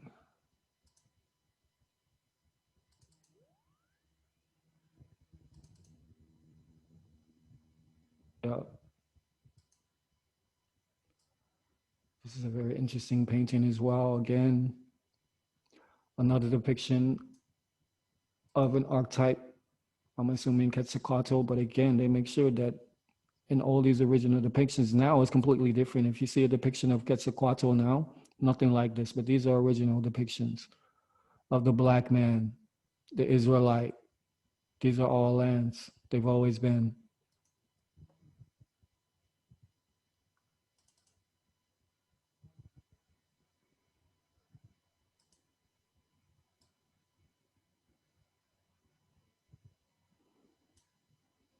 Look at that. This is from 1600s, I think. Portrait of Native Americans. They called us Paleo Americans. We spoke Paleo Hebrew by Johann Moritz Ruindas and Jean Baptiste Debret. So again, you had these explorers, you had these researchers, archaeologists, anthropologists, all these different people from all these different disciplines that come to the Americas that they call the New World. But as you will find out, it was actually the Old World, and they knew it. That's how they described it when they first came over, the Old World. Um, but all these people who obviously had allegiance not to America's, So they documented what they saw. They were being paid, contracted to document certain, aspects of what they saw based on their particular discipline.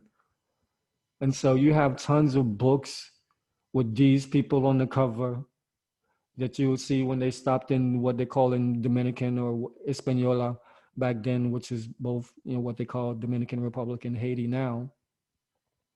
You see these picture type photos, but even in the Americas, same thing.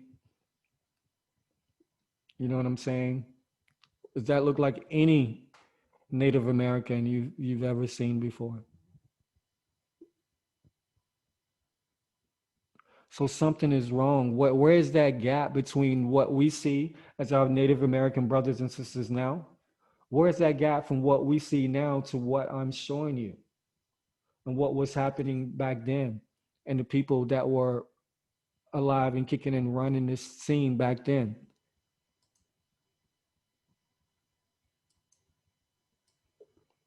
Where and why? Late classic chocolate vessel. So this is like a vase or a vase with scene of dance.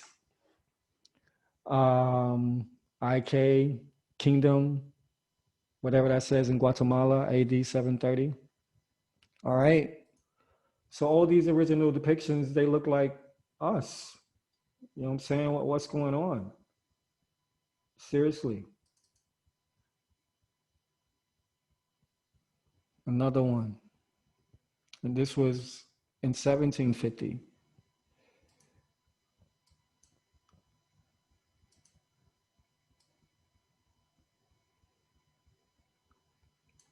Boom. That's Johannes Original, Origini. Anyway, you see all kinds of colored people here, but you see this black goddess here. You see some brown, tan, whatever, which again is representative of the Americas, North and South, and the Caribbean islands. Okay, you always had all these different emanations of the original hue that's always been here. You know what I'm saying? Some obviously were here before others, but we've always inhabited this land over a period of time, especially when they got here. You have to understand that at least. But I'm going to show you how things kind of get twisted, and we've seen this many times, how they co-opt shit and they switch it up. But this is a perfect example. This is just a book, Yellow Thunder, Our Little Indian Cousin. This was the original copy here. That's the original of Yellow Thunder. The real dark skinned, again, Native American, black fella, as they say in Australia. And this is what they came up with after the hijack. Yellow Thunder really turned yellow, which make no sense if they calling the Indian the red man. And that's another one of these terms. That was like a step up from copper colored. They tried to cover up copper colored is what they used to call us by calling us red man. Because when they first come over here, they calling us copper colored, Ethiopians, burnt face, and all of this shit like that, or whatever. They called us Indians. They called us Ethiopians. They called America India Superior on maps. I'll show you all of this. And there was three Ethiopias. And obviously, again, I got the receipts. The Americas was the Ethiopia Prime Superior, the first.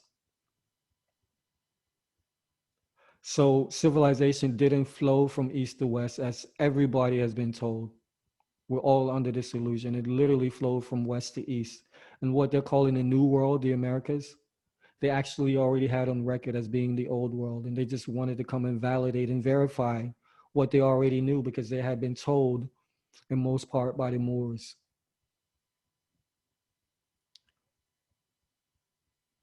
Because the truth be told,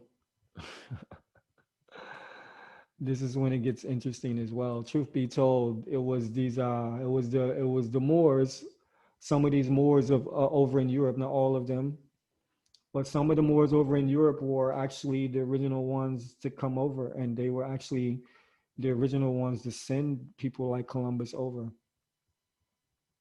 Um, yeah. That is real.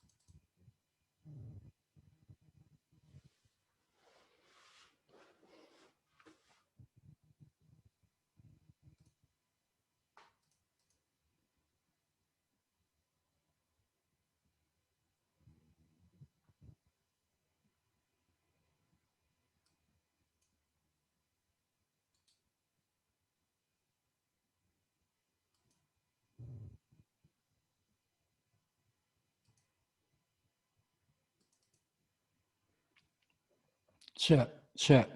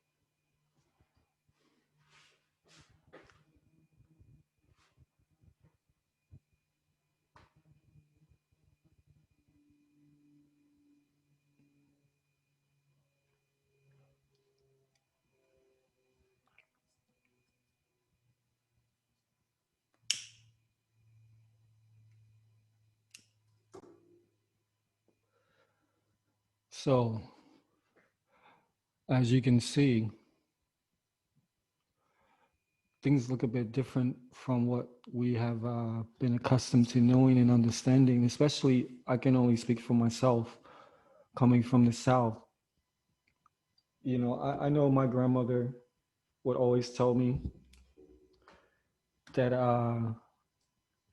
our lineage was Native American on one side and Chinese on the other. I have no idea where that came from, but that's what she told me. And she was illiterate; she couldn't read or write, whatever. But my grandmother was the most um, inspiring woman that I know personally and shit. In my family for sure. Just the knowledge and the universal mathematics that she always seemed to drop in a timely manner. But that's one thing that she always told me at any rate. And I had an auntie who told me something similar. And a lot of Black people always hear that, we got Native American in us, we got Native American in us. But the truth is, Native American have us and them. That's the truth of the matter.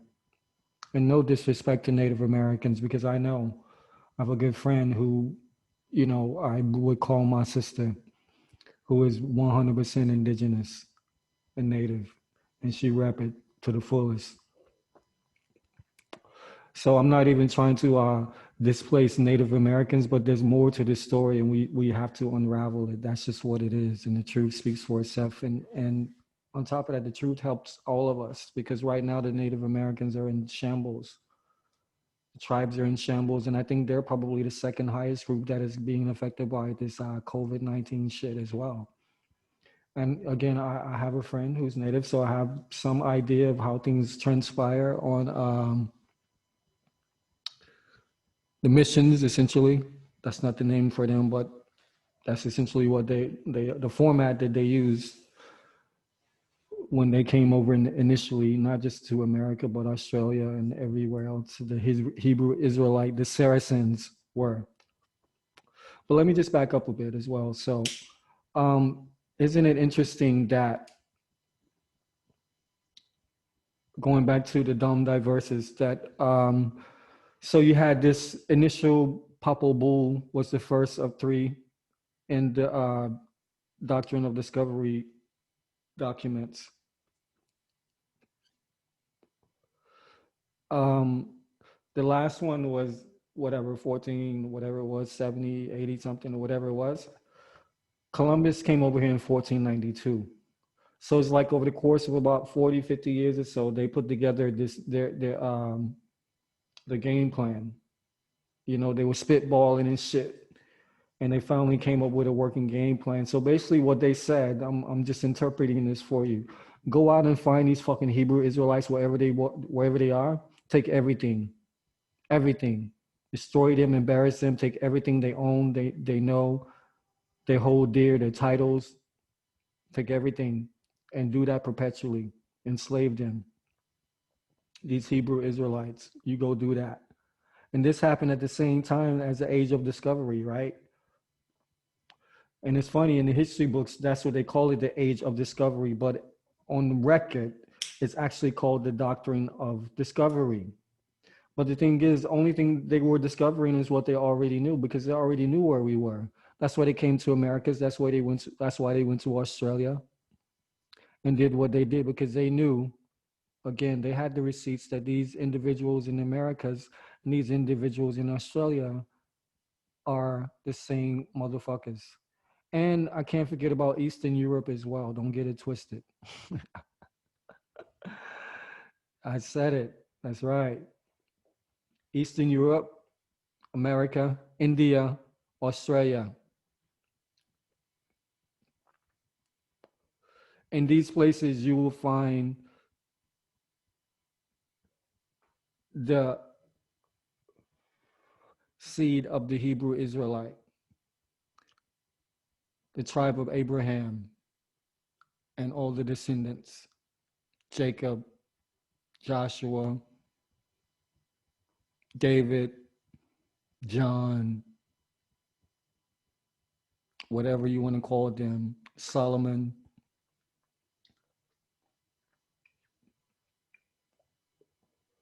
Ezekiel, Moses, Moshe. You're talking about a line, you're talking about a group of individuals, a group of peoples who live by a code, a specific code, and they never broke it.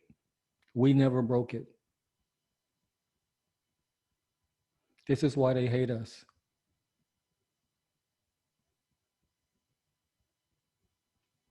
This is why they have their boot on our neck perpetually.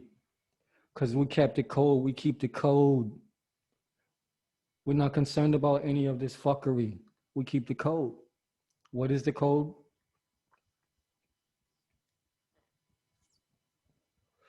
Well, we're going to get into that as well.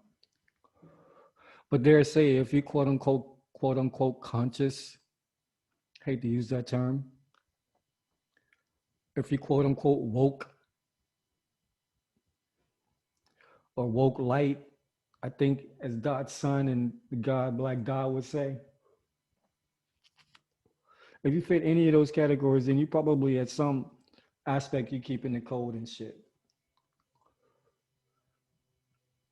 So, you have this line of individuals from then to now, culminating in these remnants over in Eastern Europe, in the Americas, in India, and the fourth place that I said earlier, I can't think of right now. But you get my drift. As I said, the four corners of the earth that these tribes were scattered, this is the places that these motherfuckers came into during the age of discovery and immediately put on lockdown. Immediately.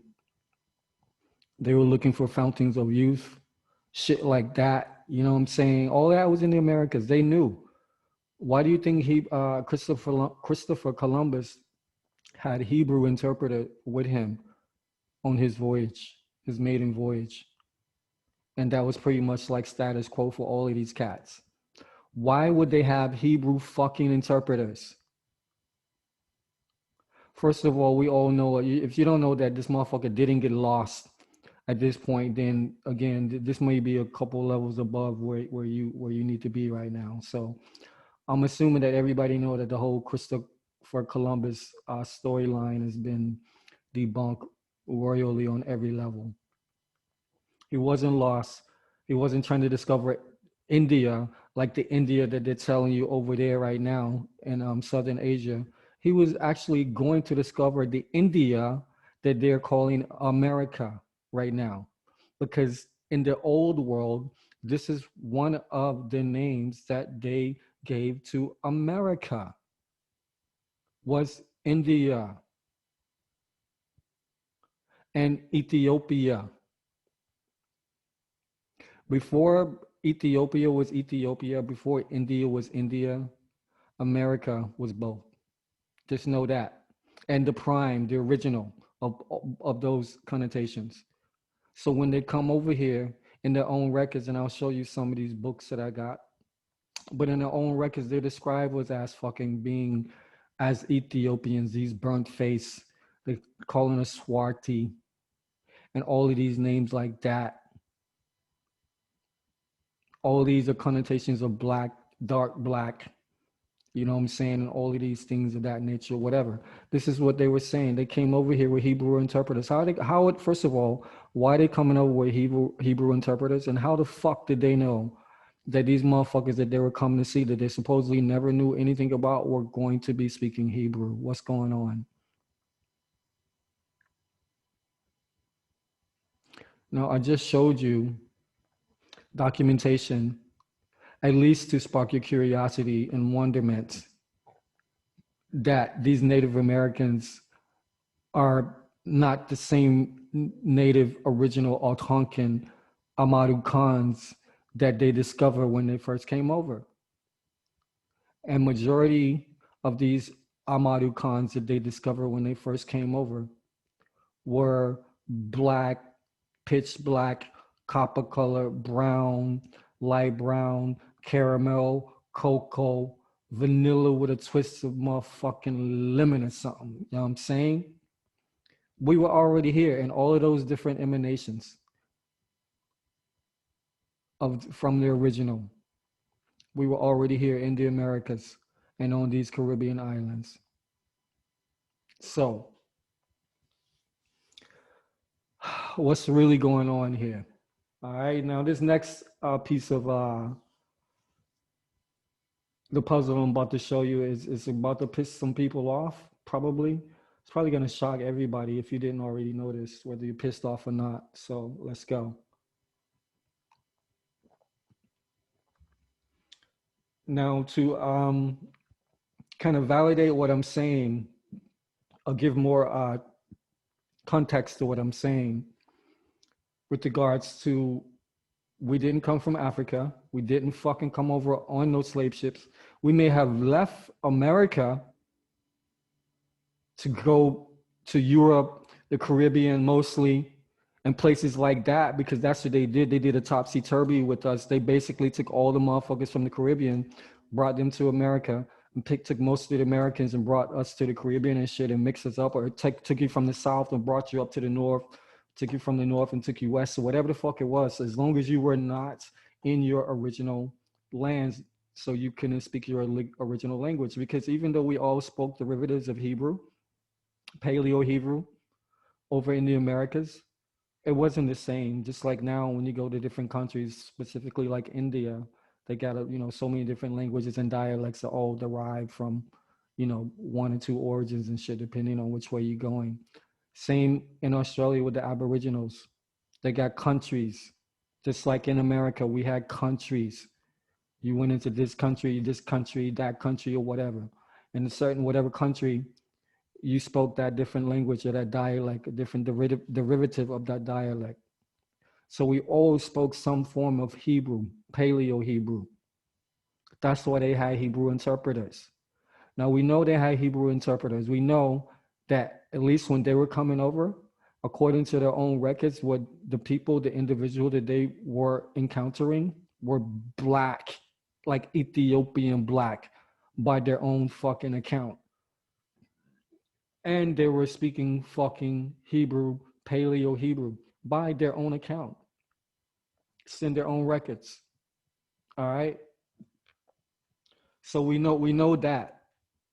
But the one thing that not a lot of people know is at the time, say from 1452 to the time that quote unquote Columbus came over, and then the following, the Britishes and the Dutch and the Portuguese and the French and everybody else who followed after that.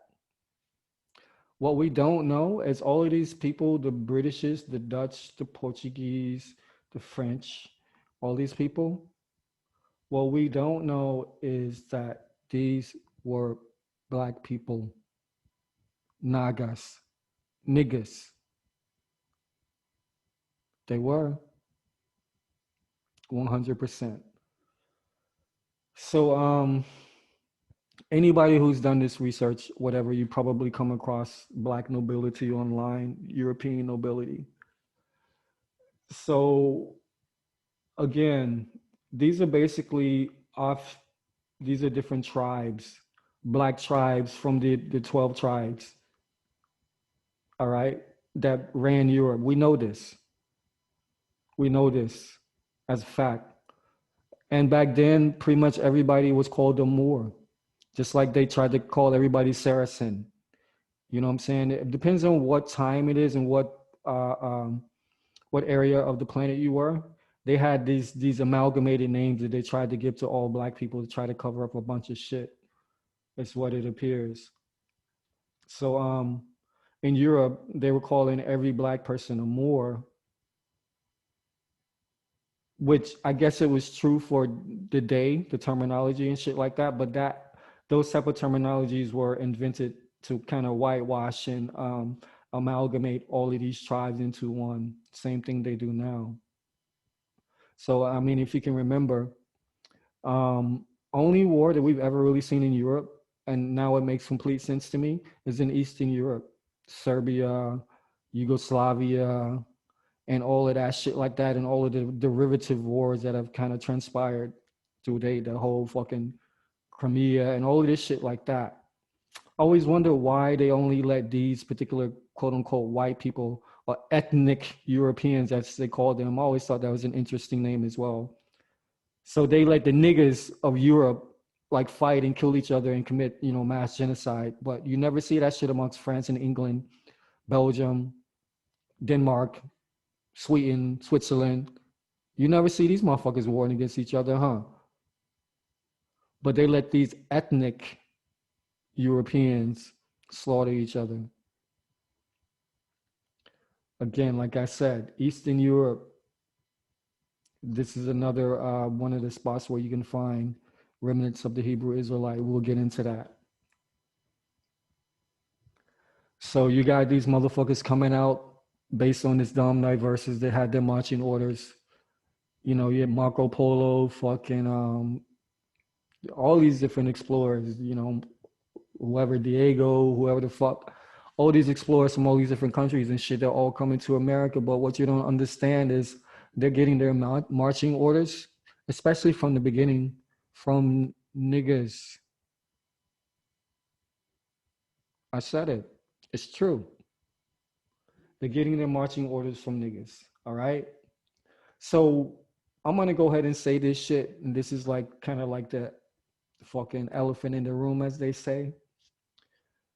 It appears that everything that is going on, that is happening to black people through colonialism and everything that's transpired from the time that Europeans stepped on the shores as they discovered the quote unquote new world, this has been like a byproduct of black on black crime. I hate to say it, but based on my research, it seems like this is definitely an issue of black on black crime, and I'll tell you why. So again, from at least we'll just say from like 1452 up through until the fucking 1800s, Europe was predominantly ruled by quote unquote Moors, niggas, blacks, whatever you want to call us. And then, as time progressed, mulattoes as we mixed in and all this other stuff like that or whatever. And then as the years progressed, it wasn't as many, but we still held court up until like the late 1700s, probably into the 1800s, I'm sure. So what I'll do now, I'm just going to show you a couple of different images that displayed some of this black nobility. Some of these are Hebrew Israelites in origin. Some of them are from other tribes, specifically like Moabite, stuff like that. So here we go.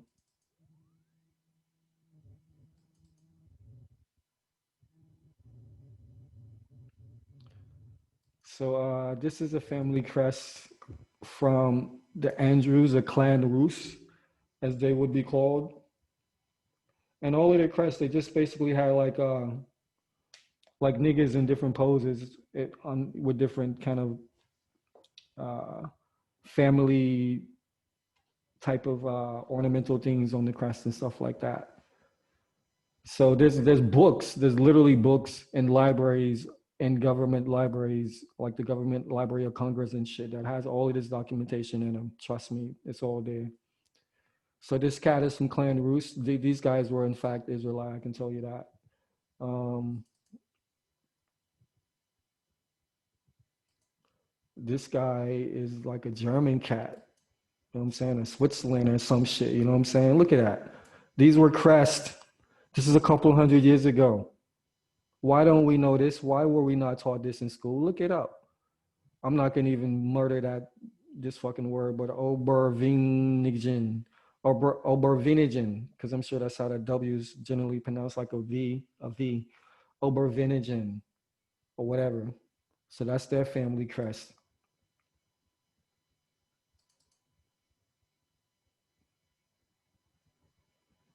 Here's another coat of arms. And see, it's not like, they don't even got light skinned brothers on there. They got like charcoal, soot black motherfuckers on here. So but beyond a shadow of a doubt, I don't even know which country this is right here or which clan that they're representing, but there's a book.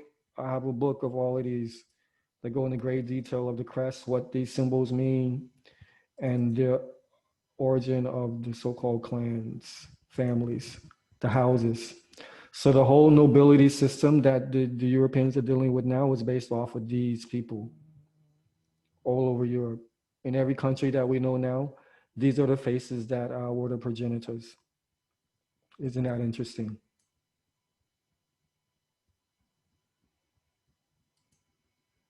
All right.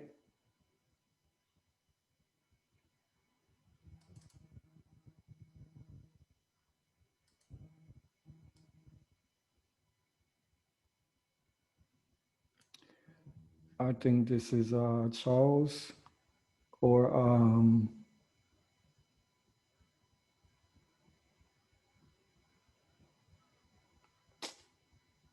Charles. Yeah, this is Charles the fifth.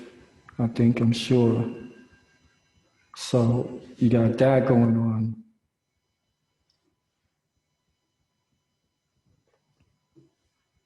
King James, black man. King James, in fact, was the first king of Scotland. The first king of Scotland was a fucking black. But I mean, they're all black, you know what I'm saying? But like King James himself was a black man.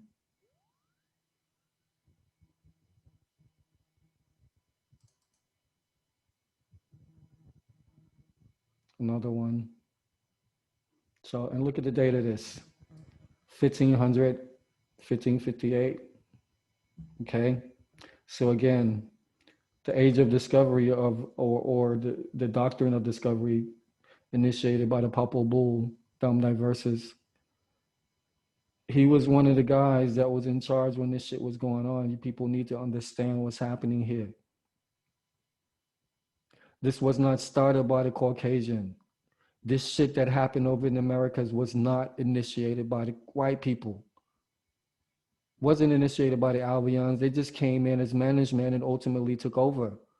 This is what's happening. This was some old beef that we had been slept on, you know what I'm saying? Because they couldn't get over to the Americas. That's why they called it the New World. For quite a few years, the Bering Strait was frozen over, so it couldn't be traversed, as they say, or whatever.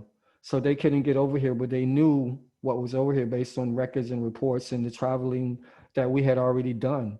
And again, like the Israelites that were already over there, that they were calling Moors and all kinds of other things or whatever. So they knew what was over here, and they knew it was us.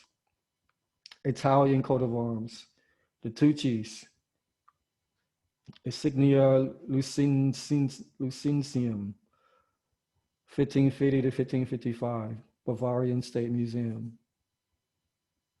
All right.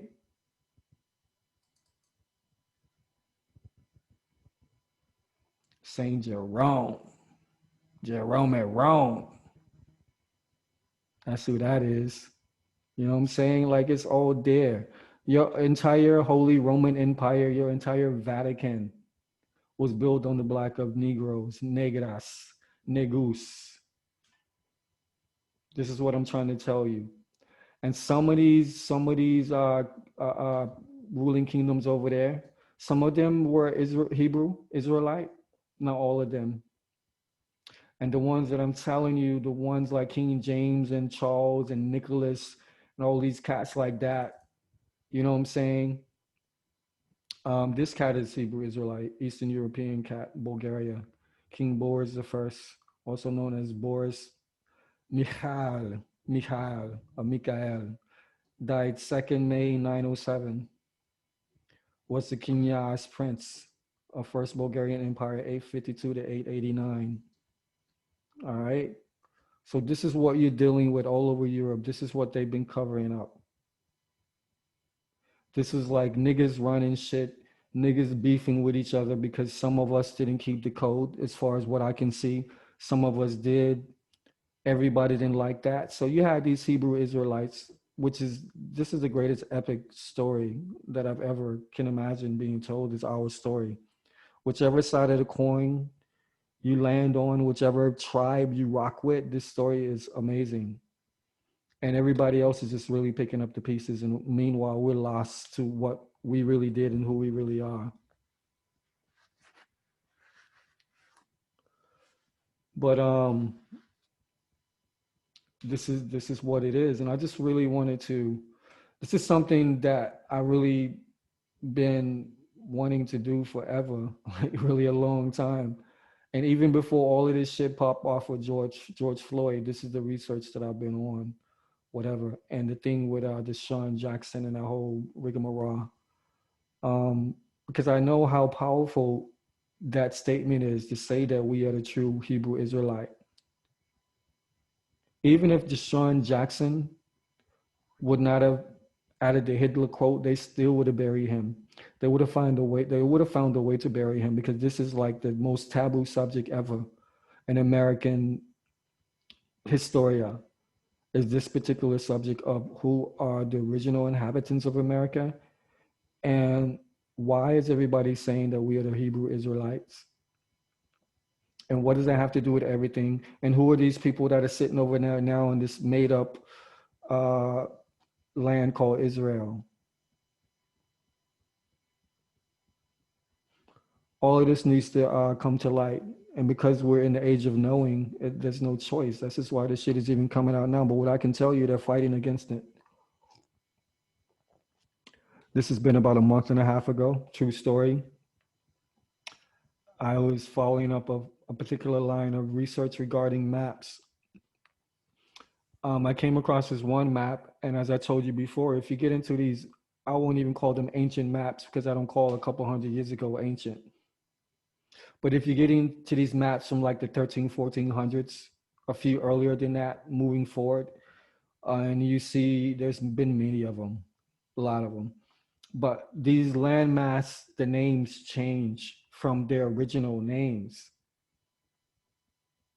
And the names within these landmass have changed and moved from where they were to completely other land masses on other continents is what I'm saying.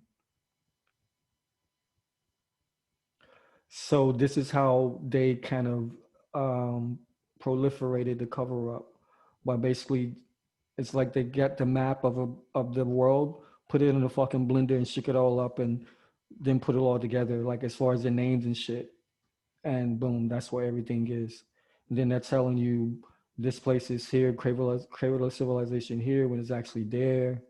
You know, they're telling you Jerusalem's all the way over there in the other fucking hemisphere when it's actually over here in the northern hemisphere. You know what I'm saying? Like all of this shit, this is what's going on. This is absolutely the epitome of the cover up with all of this shit. They've lied about who we are, they've lied to the world about everything. And I don't know, they just think we're supposed to fucking sit here and take it. And nobody's ever gonna question anything. But I'm just gonna go through a couple of books that I think are relevant for people to kind of probably check out, that they should definitely check out.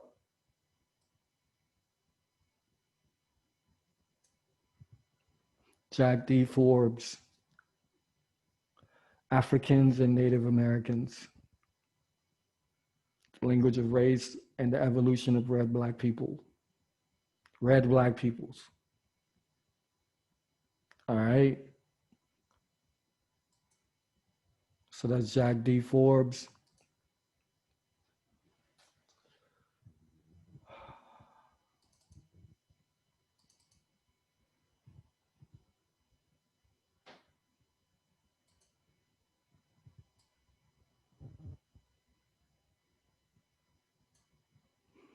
Another excellent book you need for the library,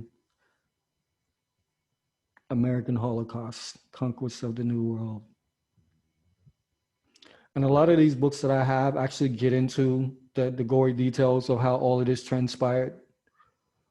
From an archaeological perspective, from a geological perspective, from a genealogical perspective, from an anthropological perspective, linguistically, obviously etymology, even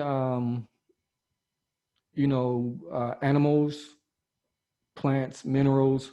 All of these things are clues and indicators that we can find to use as breadcrumbs in order to unravel what's real. It's all there, and we will. And this is, again, this is something that I've been looking at a long time, the better part of a decade. And again, as I said, it's one man, 100 men together that had nothing but leisure time. It would take quite a bit of focus to unravel this and put it together. This is, I definitely, this is a top three book. Um, is very interesting because specifically a lot of these guys, they go in, some of these guys are just kind of observing, whatever. They'll say, oh, well, these customs are like the Jews or Hebrews of the Bible. They speak this language, they have these customs, they have these traditions. Their marriages are like this, their deaths are like this, they observe this and that, like the Jews or whatever. They do a lot of that, you know what I'm saying? But then you have some that are actually coming over with the perspective that we, meaning the quote unquote African Americans, are the chosen people, and they come over here to basically prove or disprove that. And this guy is one of them. He was basically on the side to prove that we were the chosen people. So he's doing a comparison of, the historical biography of the Hebrews, Israelites specifically, comparing that to what he found in America. Excellent book. Definitely grab it.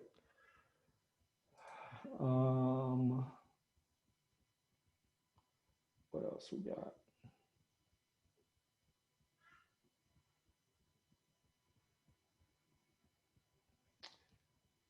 Let's see.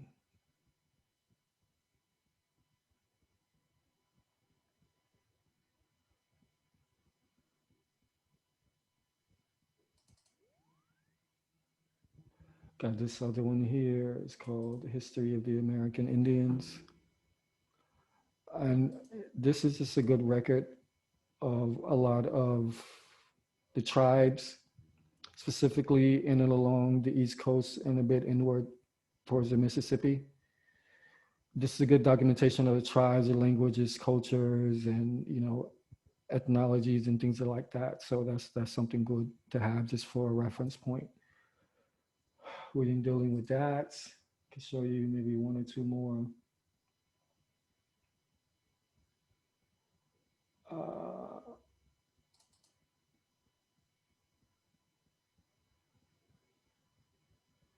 that one's empty. Hold on.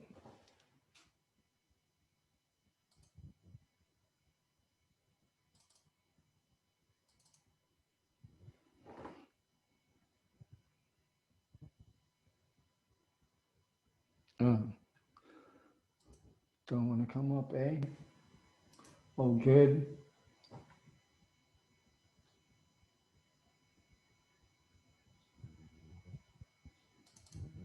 These next two books are one and two, with the last one I showed you, number three. Just to get into it, this book here, Lost Tribes of the Promised Land, Origins of American Racism, Ronald Sanders, a must read. You gotta get into this shit. This is like, gets into the whole nitty gritty of why they fuck with us more than anybody. Because even Africa, they left Africa to their own devices for the most part, besides presidents, continuing this colonialization for material gain and shit like that. But Africa could come together tomorrow and shut that shit down. But these peoples in the Americas, they treat us worse than they treat the Africans. All said. Because at least Africans know who they are, where they came from. They speak their languages. They practice their spiritual systems, or they engage in whatever religion they choose to. We don't have that option as quote unquote African Americans. So this book here, get it. In fact, I'll even pull up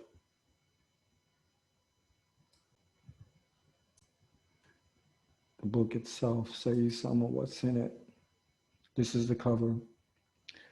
And just so you know, if you're fresh into this research, this particular image here, you will see quite a bit.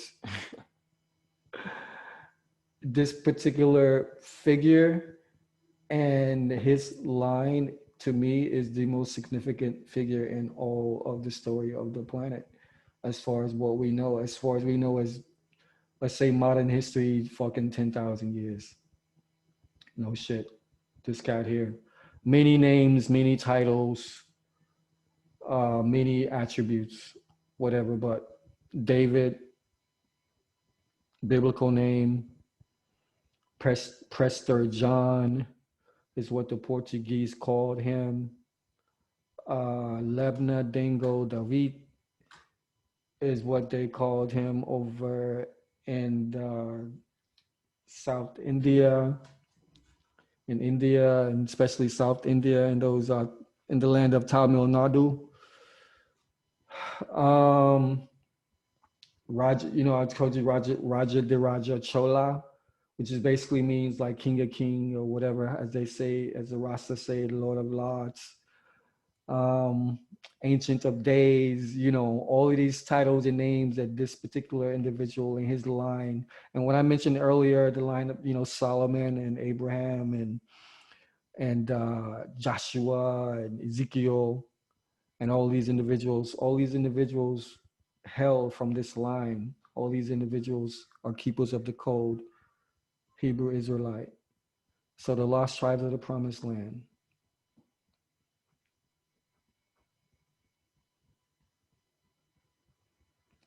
And Prester John.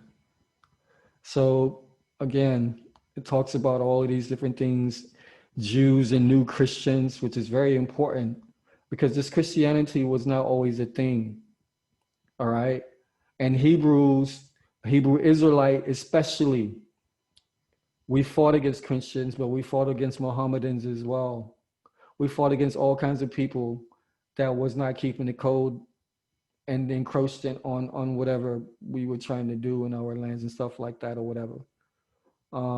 So that's a very important aspect of this whole thing, to know that whenever in the decree of the Papal Bull, the Dom Diversus, whenever they're talking about these Saracens and pagans that were basically, against Christians, you got to understand what this shit is all about. This is the split right here.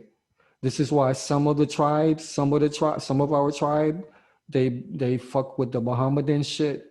Some of them, I'm saying this is what's left over from all the different derivatives of all types of religions and shit like that. But the core ones were these Mohammedans, which is Islam, and these Christians, which is, obviously Christianity and everything that we have now. You know what I'm saying? There was these Hebrew Israelites that didn't fuck with none of that. They didn't mix with it. They chanted that shit down and they warred heavily against that shit. All right? So whenever they're talking about this cat Prester John. This is just like the noble Ethiopian. When they're talking about Prester John, the noble Ethiopian, they can be saying Prester John, the noble American. Because when they're speaking of Ethiopia, in this context, as you will see, they're speaking of the Americas. Ethiopia prime, superior, the first. All right. So anyway, these are some of the chapters, whatever. The Prester John, the noble Ethiopian, Jews and the New Christians. That's an interesting one. Columbus's Golden World, because they came over here looking for the land of milk and honey, fountain of youth, which Prester John was the controller of all of that. David, all right. The end of Prester John, on and on or whatever. It's deep. So you got that. And this last book, I'll show you.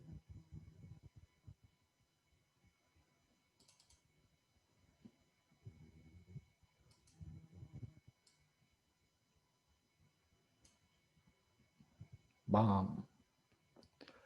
Lost Tribes of Israel, or the First of the Red Men, America and the Holy Land. You people have no idea how many books, how many hours since the 1400s up until this very day that I speak, which in my time zone is 8th of August, 2020, 3 p.m. How many books have been written on this very subject? Who are these real Jews, and are they these Native American Black Algonquin tribes of the old world, which they are now calling the new world? Everybody was fascinated by this. I mean, I'm saying this was the thing to do, especially if you were just like a scholar, you were not into nihilism, torture and eradication of groups of people and shit, and you just was into the research, which a lot of these people were. Some of these men actually hated Black people. And what's interesting is that obviously came through in their documentation. But one thing, even though, which makes it more real and true for me, because even though you can see when you're reading some of this literature, which is documentation, and a lot of these books again are in the Library of Congress, so it's official. All right.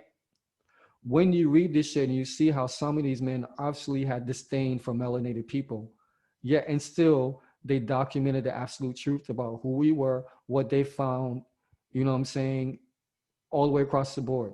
They may try to put their spin on it, but they may say some shit like, yeah, these niggas came over here, these big lip niggas are speaking this fucking paleo Hebrew shit. They smell, you know what I'm saying? They run around like savages. They call us savages and fucking all this shit back then or whatever.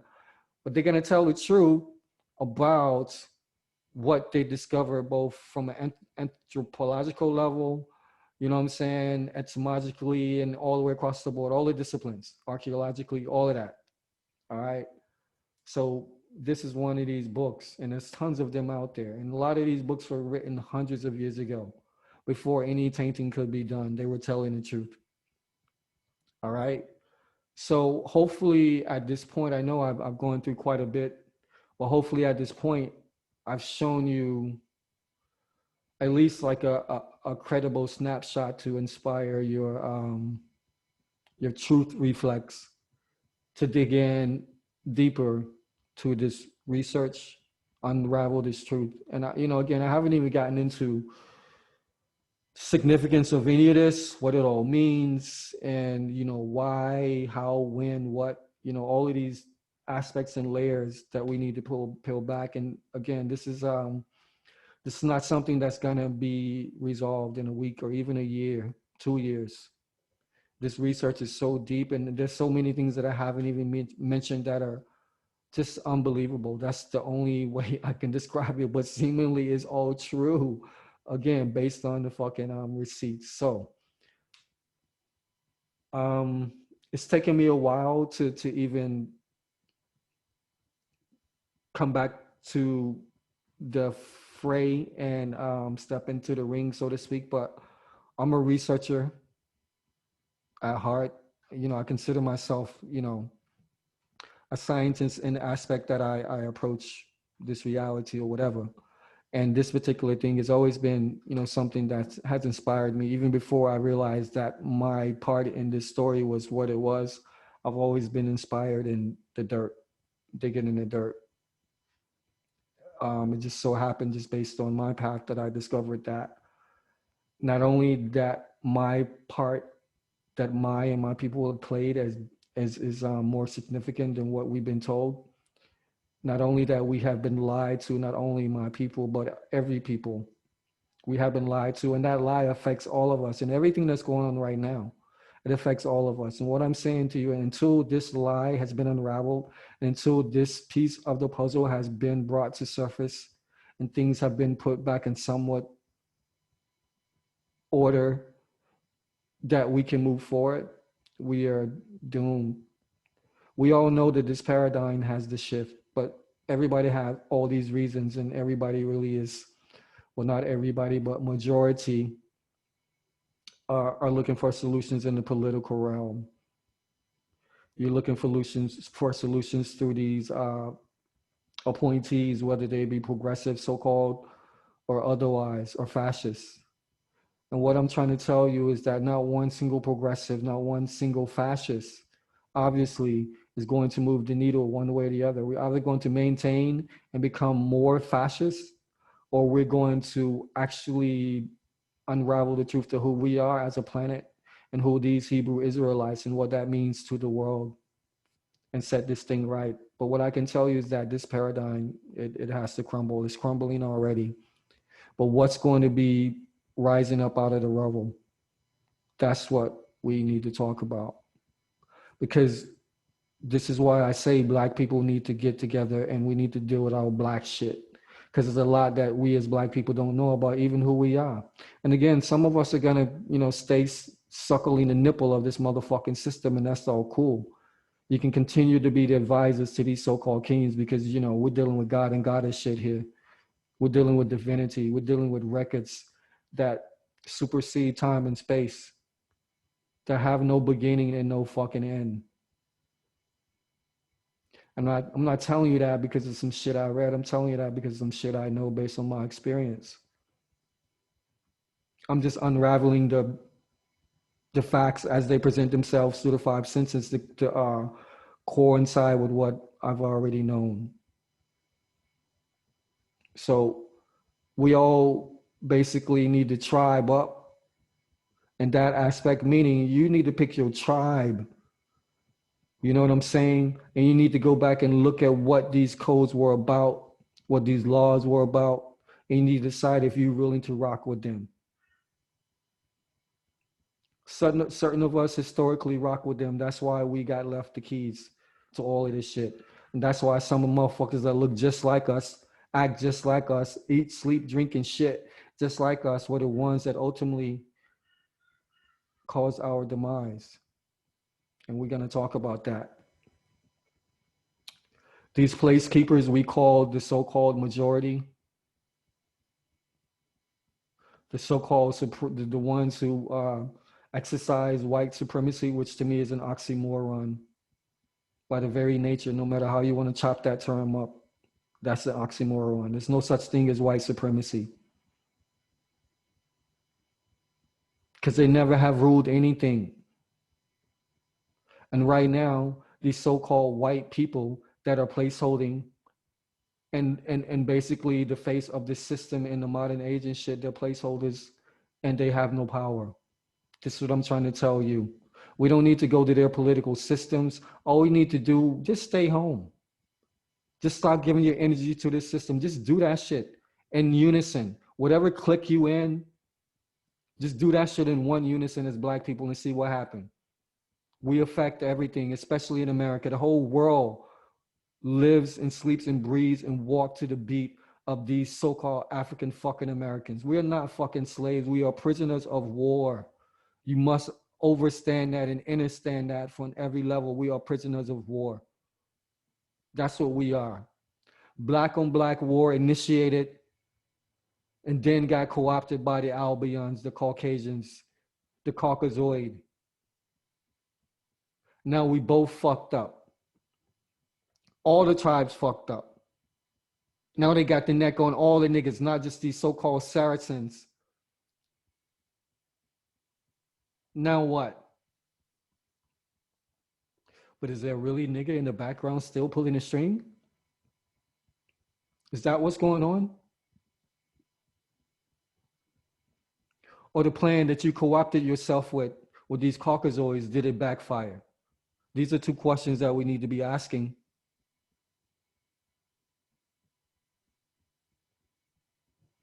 Because I can't understand how over a couple hundred years, these people that didn't really have a face until 2,000 years ago, 6,000 years ago, max, if you want to go the extreme level of their existence. But we know during the so-called dark ages what was going on.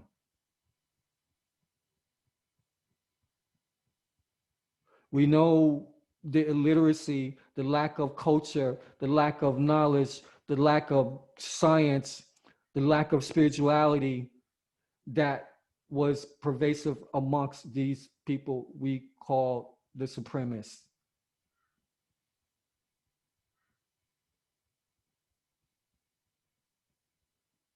Did you know that the slavery was actually initiated in Europe? Did you know that these first so-called slaves were again not black people, but these quote unquote white people, even though they were ethnic Europeans?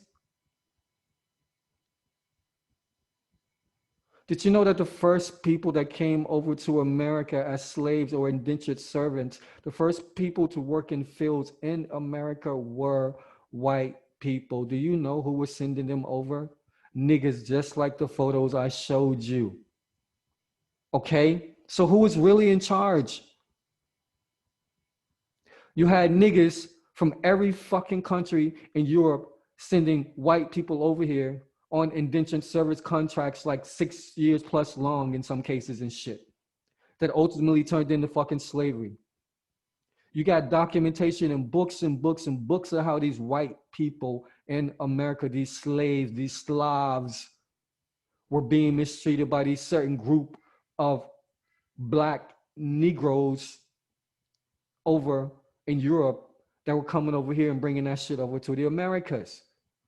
These Moors, okay? Why do you think they beat out the fucking Moors over in Spain? Why do you think that whole of these motherfuckers hated the Moors and shit? Again, they called every motherfucker Moor, but you got to look at these quote unquote Moors that were in Spain and these particular areas, but specifically Spain, and you got to go do your math and shit and do your research and figure out which tribe that these particular Moors rock with, and things will become more clear to you.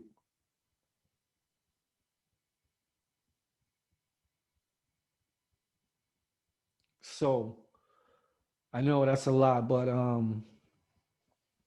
the end of the day, that's what it's really about. We got to unravel the truth by any means necessary, whatever it costs.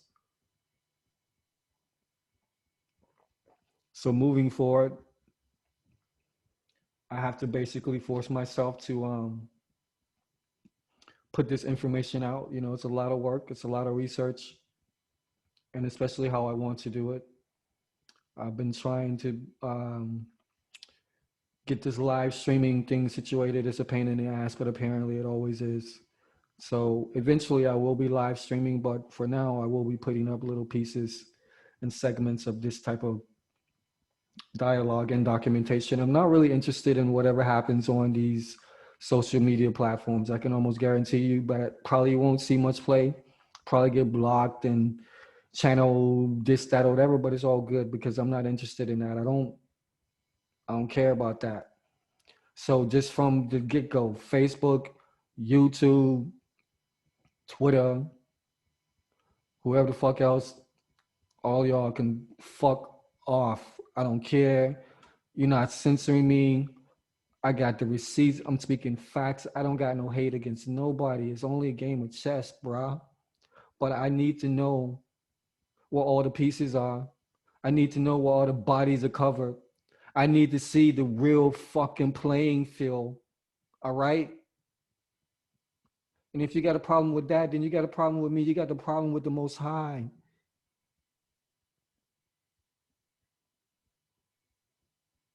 So we're going to unravel this. Who we are, why we here, and what needs to be done to bring forth this new paradigm. It don't got to get physical because we're not physical beings. We're just the most gifted physically through all the five senses. But Black Dot Chronicles is back on and popping and never left. This is about the people. This is about truth. This is about oneness. But most importantly, this is about life because we all live it. So again, we need to come together, but Black people first. And these Ahmadu Khans first. You are no minority. You are no African American. You are a Nega. You are a Negus. You are an Ahmadu Khan. You are a Khan. You come from a line of Khans, priests and kings. Priest kings. That means we had the divine, infinite wisdom and intuition, and we had the knowledge and the guidance and the fortitude to rule. We combine both of those things. This is who we are from a whole line. You want to go back to when? So this is intriguing. The most interesting shit that I've ever fucking experienced is being real. It blows all my sci-fi shit out of the water. And I'm going to try to disperse this in a way that's, simple, but this is complex and all of it is not going to be simple. And the research is necessary. Is like I said, I mean, I'm just now putting this out, and I've been doing this research for quite a while and I've got tons of receipts and it's heavy. So we need this, there's groups of people, there's tribes that I fuck with, I'm saying, that, gave me pieces of the puzzle that I was missing, filled in gaps and vice versa, whatever, So there are tribes out there already that are going by and picking up these codes that we used to live by. And again, if you've always been in unison with the source, then I could dare say you've always lived by these codes, and they don't need no name, but it's good to understand because words do have power. Sound vibrates, it resonates. So, we need to learn the language. We need to speak the language of creation. And we need to fall into our rightful place as creators and progenitors. And everyone else needs to fall in line beside us or behind us.